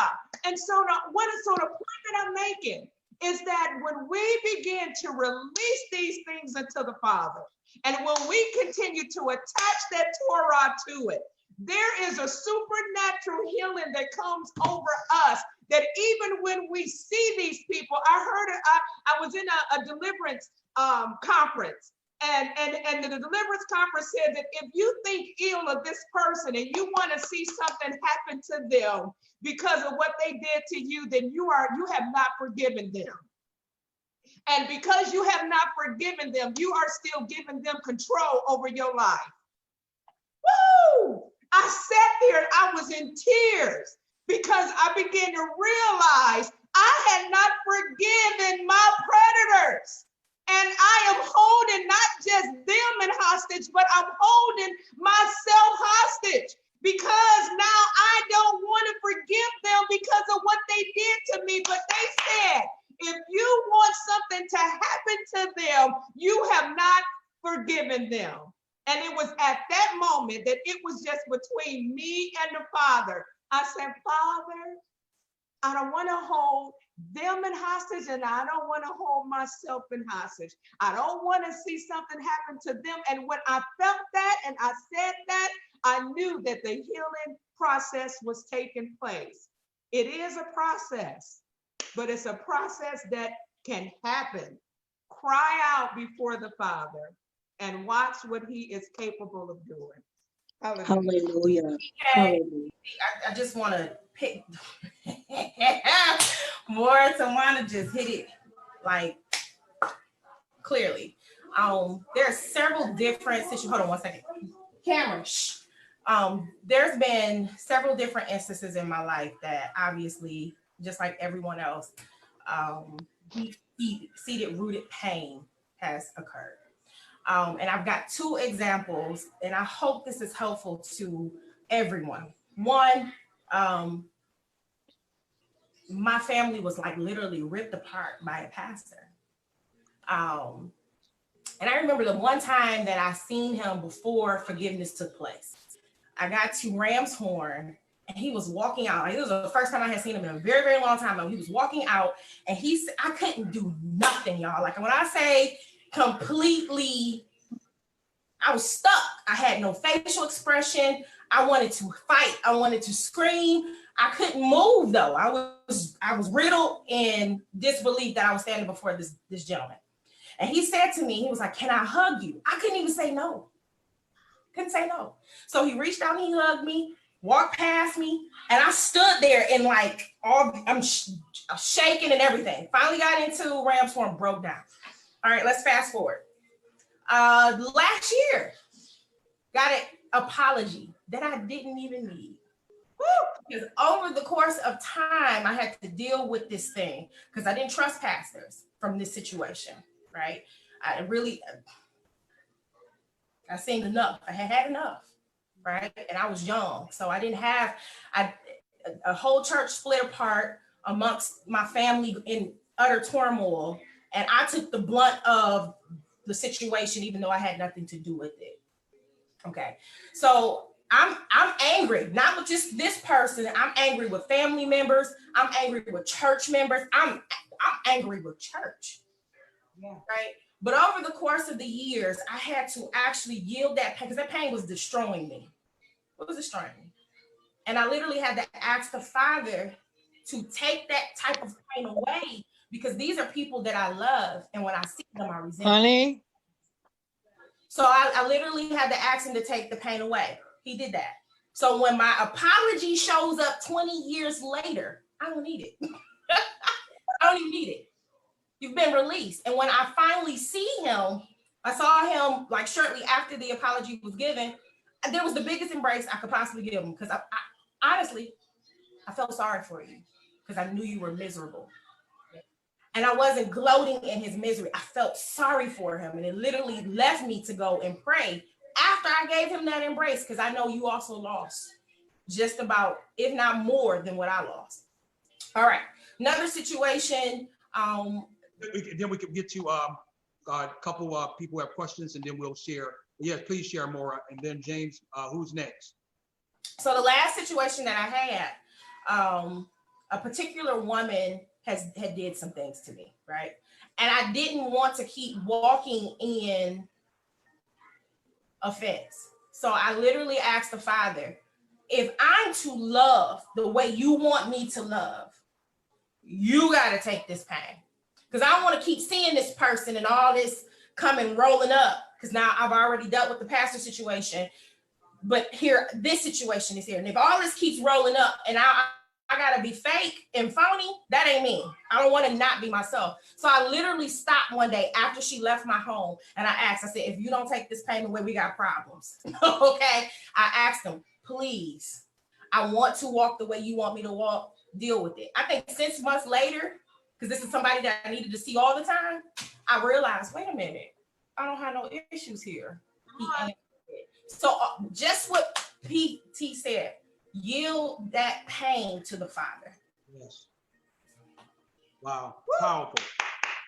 Hallelujah. Wow. Powerful, powerful, powerful. Maury James, thank you, Maura, for sharing that. your testimony probably set a couple people free. Just Yeah, hearing I believe it was Kim, Dillion, and then Kayla. that. Okay, and then we'll break them to groups. Okay, so you said Kim, Dillion, and then who else? Kayla Body. Oh, Kayla. Okay. Okay. All right. Dillion. All right.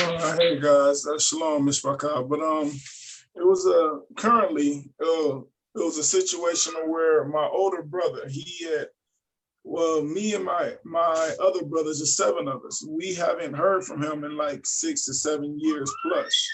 And he called. He got a hold of my mom, and my mom got a hold of me, and he started talking to us slowly but surely individually. But you know, for the ones that didn't have his number or he didn't get a hold to yet, you know, I was going around giving his number out to each of them and my other little brothers and sisters, because I'm the 3rd oldest. So first I called my older brother. Me, I was excited. I actually was talking to him. Let me say that I was actually talking to him.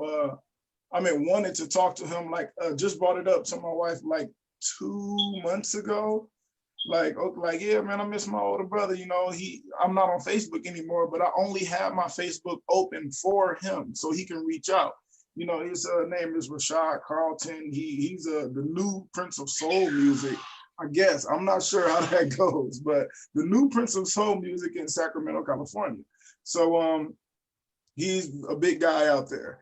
And they were telling me, my older brother said around 2013 that he left a long message like, yeah, you know, I left you guys around when I was 18 and 19 to come out here to try to establish something to get all of you guys to come out eventually and come live with me. But, you know, I feel like I fell short of that, and I don't have it yet, or I don't have it just now.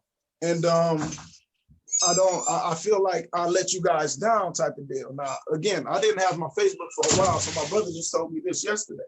My older brother, when I reached out to give him the number, he was just like, nah, man, you know, he ain't been talking to us for a while. He ain't been, you know, he could have at least said hi. He could have been checking on us. It's been 6+ years. Nah, man. And my oldest brother has lupus. So I'm like, man, you know, he dealing with his own issues. Like, you know, he just you know, talk to him, see what's up. Like, it's been a long time since we actually got his phone number. Now he sent his phone number, his address, and his email address to his house that's in his name and everything. And I'm like, man, look, he really want to talk to us. He really want to, like, you know, reach back out to us. And they're like, he was like, nah, man, like everything that he could say is going to be excuses, going to make me upset. So that was my older brother outlook. The one that's older than me. My younger brother, it was pretty much like water over the bridge, like, oh, yeah, okay, yeah, all right, I'll see how it goes. My other 2 sisters, like, they'll talk to him, but then when they're not talking to him, or when he's not in the presence or on the phone or something of the sort, they'll be like, man, he don't care about us, he don't love us, like, he left us, and he was the older brother out of all of us. And I'm like, well, I mean, at the end of the day, you know, guys, I mean, the enmity that you're holding is gonna separate you even further than the 6 or 7 years that we already been separated. So, you know, you blocking the blessings of what's to come. Like, if he haven't been talking to us, like, you've been wanting this all this time, now it's here and you can't even accept it. So you need to be able to, like, accept, appreciate it. When he talked to me, I was like, I love you. I miss you. What you've been up to? How's my nieces and nephews? Here goes some pictures of your nieces and nephews. We miss you. I can't wait to see you guys. Like, you know, I was completely embracing of him because he was a bit of a role model for me. One of the only male role models out. My first male role model aside from literally myself. So these, like, so I'm trying to talk to my other brothers and sisters, and they got valid points. Yeah, he could have reached out. Yeah, he could have. He got his own family, his own health problems, his own things to deal with. He was like, well, we could have been dead. We could have did this. We could have been that. He would have found out from Facebook. I'm looking like, well, you guys could have, but you're not. Like, if you're not, though. Like, you going off your emotions. Like, don't let your emotions of what's happening or how long it's been apart separate you from your current blessings, the current things that's going on. Because your emotions can drive you completely down a separate path. And then what? You're gonna not talk to them another 6 years because you feel bad about the past 6 years? Like, come on. We're family. We got to come together. Eventually, you got to let go of that enmity, that pain in your heart. Eventually, me, I'm a little different. I don't really. I'm gonna go with the flow. Like if I don't talk to you, I'm wishing the best for you. When I do talk to you, I'll pick up from where I left off from. Like, hey, I love you. Like I talked to you yesterday. Like I talked to you the day before. Like 6 years ago was yesterday to me. When I'm with you right there in person, you know, or when I'm on the phone. You know, so it's really just like a lot of people. I was talking to my wife. So let me share this with everyone because I didn't lose the momentum, and I know there's been we lost a couple families here already. So let me share just very briefly because we're still live. So this is I know that it was Dillion, then I believe is Maura Kayla. And I think Denise, and then Sheila, then I think it's one more person wanted to say something. So Gail as well, Maura Gail. So let this be for this moment here. If you need to vent and share, please do that within your groups so you can pray about it. But if you want to share a quick story, because we overcame him by the blood of the Lamb and by the word of our testimony.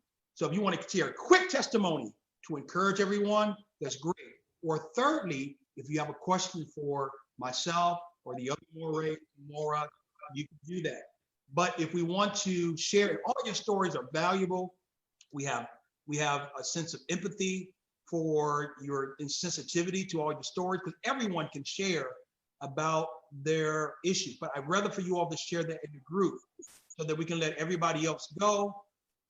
Because your story should be heard. We never treat, in Israel, nobody is a number. We treat them as a person. This is not about number. You're just another number. No, you're not a number. So we should give ear to your story. But again, right now in this setting, before we break up into groups, right? Because I know we've been on here for about 5 hours, and some people would like to stay on, but some people don't. Some people just want to get to the prayer or share their hearts in a group. So if you want to share your heart, please do that in the group. But if you want to share a quick testimony to encourage everyone in the main group, if you want to have a specific question for us, you can do it in this particular setting, okay? Just want to get that, make sure that we understood that, right? So that we will not monopolize and we still can maximize this moment. Okay. That's all I had. That's all I had. That's all. I was just telling about that. But yeah, that was it. Yeah, sure. And that's a blessing to hear about your brothers. I hear that your brother and I share a similar story in terms of our upbringing, raising, our younger siblings, etc. So I can understand. I feel you. I know what it's like for even when I went away to college, how my siblings felt about me. They felt I abandoned them. So absolutely, Ak. Awesome. You movie star now. Praise Yah. Praise Yah. Yeah. All right, next is Maura Kayla. Praise Yah, all the way from Chicago. Shalom. Mine is not so much a question, it's more of a testimony. Can you guys hear me? Yeah. There's a little wind, but I think we can hear you, yes. All right, I'll go in the house. I figured that would be much.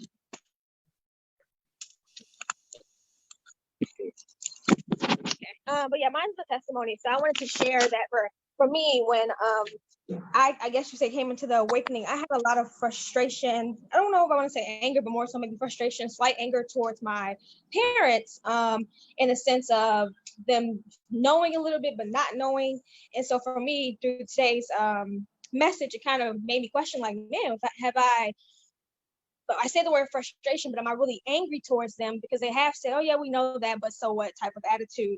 And so for me, I was like, well, I need to go and ask or get forgiveness for them, or maybe what you just said now is do some self-examination to see why was I using the word more so frustration, because I think a little of it is anger, or is a little bit of anger towards my parents. And so I just wanted to encourage that in the midst of me like meditating in my mind and thinking all this to myself, the Father said to me was, even if it's anger or frustration, what did my word say to you, which was to study to show yourself approved, equally able to provide the word of truth. So whether your parents knew, they don't know, or they maybe had a little bit of understanding, but they didn't really know how to explain it to you all as kids, and you as an adult now, you have to study my word. And you have to understand that whether they knew or not knew, I'll get them for that. But it's up to you, because it's an individual relationship with me, that it's for you to understand the things of the kingdom. And of course, now with I've continued to understand and continue to pray and fast and fellowship with you all and other like-minded people, I can go forth and then share that truth and understanding with my parents, and also share this part of what I'm sharing with you all to them, because the way I'm saying it to you is more soft-toned, more, like, but to them I'm probably gonna be like, y'all didn't say this to me, and more vocal than what I would like. So I just wanted to encourage that the word tells us to study for ourselves, show ourselves equally able to divide the word of truth. And then also Anthony just said a scripture to me where it said that forgive them for what is it? Forgive them for they knew not what they do. And I think it said something about cast lots and something like that further on. But even with that, despite if they did know or they didn't know, I still have to forgive them. Whether, like I said, I can't really say if it's frustration or anger is the right word, but just through today's sermon, I got cut a lot in a lot of areas. So I thank you, Dr. Kenneth Howard, for being obedient for what the Most High put on your heart to share, because it has cut me up a lot. But I've been healed at the same time, and I have a lot of self-examination to do for the rest of the Shabbat. Hallelujah. More, Kayla, you can't talk without teaching or preaching. It's all in you. So praise God. Praise God. All right, Denise McCreary. Praise God. Hey, can you guys hear me? I hear you. Yeah, okay. So this was just more of a comment for the young lady that talked about forgiving, that 70 times 7 that's referred in the Bible. I think a lot of people use that, especially if they see that you're walking in the way of Yah and want to really do what he's calling you to do. So it's not to say to be a doormat for people to continue to abuse and use, but just like Yah has patterns and he operates in patterns, people also have patterns. So when you look at those patterns, if you forgave someone once, twice, but take account of what they're doing and how they do it, so you can see their patterns. So therefore you don't keep falling into that trap of that person, so you don't have to continuously forgive them. Then that way you remove yourself from the situation in being in relationship with that person, or you have a better viewpoint of how this person operates. So therefore you can see the trap before you fall into it, so to speak. That's good. Wow. I started to call you Mora, Denise. That's she's a minister, been a minister for some time. And but that's what Israel need. They need your voice. That's right. That was wisdom, sound advice, and praise Yah. I'm quite sure that was your words was resounding to her. They need that voice. Praise Yah. Praise Yah. Sheila. Good morning. Good afternoon. Good afternoon. Is this Sheila Freeman? Yes, it is, PT. Hallelujah. Okay, my question is, it's not more so I understand and I got forgiveness, because for me, forgetting is not bringing up the incidents when I see the individuals again. So I can get past that part. And I think you answered it with a scripture and I missed it, where how many times, well, not the times, but at some point, can I just say, wash my hands and don't want anything to do with the individual person, so that it's not continuous, ongoing conflict? Yep. And that's Titus 3:10. Okay, thank you. I thought I saw it. Titus 3:10.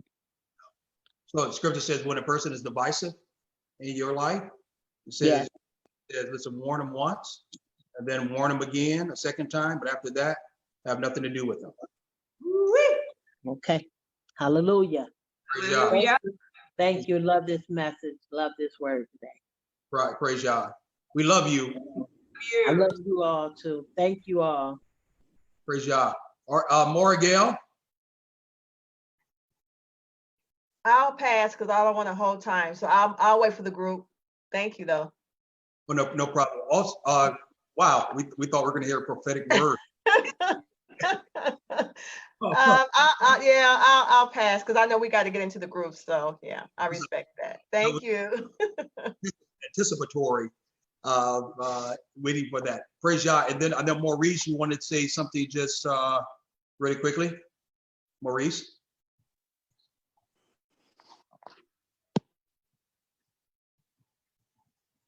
Maurice. You look frozen. Okay, I think his screen is frozen. Okay. Okay. All right, folks. What I'm going to do is we lost quite a few families. We're down to 33 families on. I was hoping to get them into the groups. Again, it's not obligatory for you to get into the groups. So what we like to do is we want to get off of our live format now. We'll show a quick ending video, and then we will stay where you are. I'm going to put you into groups. In your groups, the only thing you're going to do is we're going to talk about various tests just very shortly and what they should pray over. Every group, I think a leader will rise up to the surface organically. So I don't need to say this person to be a leader, that person, but I think prayer is going to happen in a very authentic, very organic way where people pray. And whoever y'all put you in a group with, do know that you share your experiences, you share I'm thinking that the test that's going to be shared the most is the pardon test. That's what just seemed like that's really kind of dominated our discussion, is the ability to forgive. Yeah. And maybe be the purity test may come out of that. Maybe it's the prison test. Why all this happening to me? Maybe the pit test. I'm in this situation and why somebody else put me here? I ain't put myself here. So hopefully that'll come out of those discussions there. So what we're going to do now is just very quickly, we like for people who want to show their face, because our other audience, we're about to sign off with them. And so just show your face, you can, just wave at them. Hallelujah, praise Yah. Just wave at them really quickly, show your faces. Still got a lot of people who's not showing their faces. Some people still are. Praise Yah. David Sam put a thumb up and hallelujah. Let's bid them a Shabbat Shalom, everybody. Shabbat Shalom, Shabbat Shalom, Shabbat Shalom. Hallelujah. Praise Yah. I see Ema Denise said, I ain't putting my picture up there. Praise Yah. Praise Yah. Samuel, so good to see you, Samuel. Praise Yah. Hallelujah. Praise Yah. We're going to show a quick video and then we're going to get into the group so you can share and pray. But we're going to show an ending video for everyone who's on our social media platform.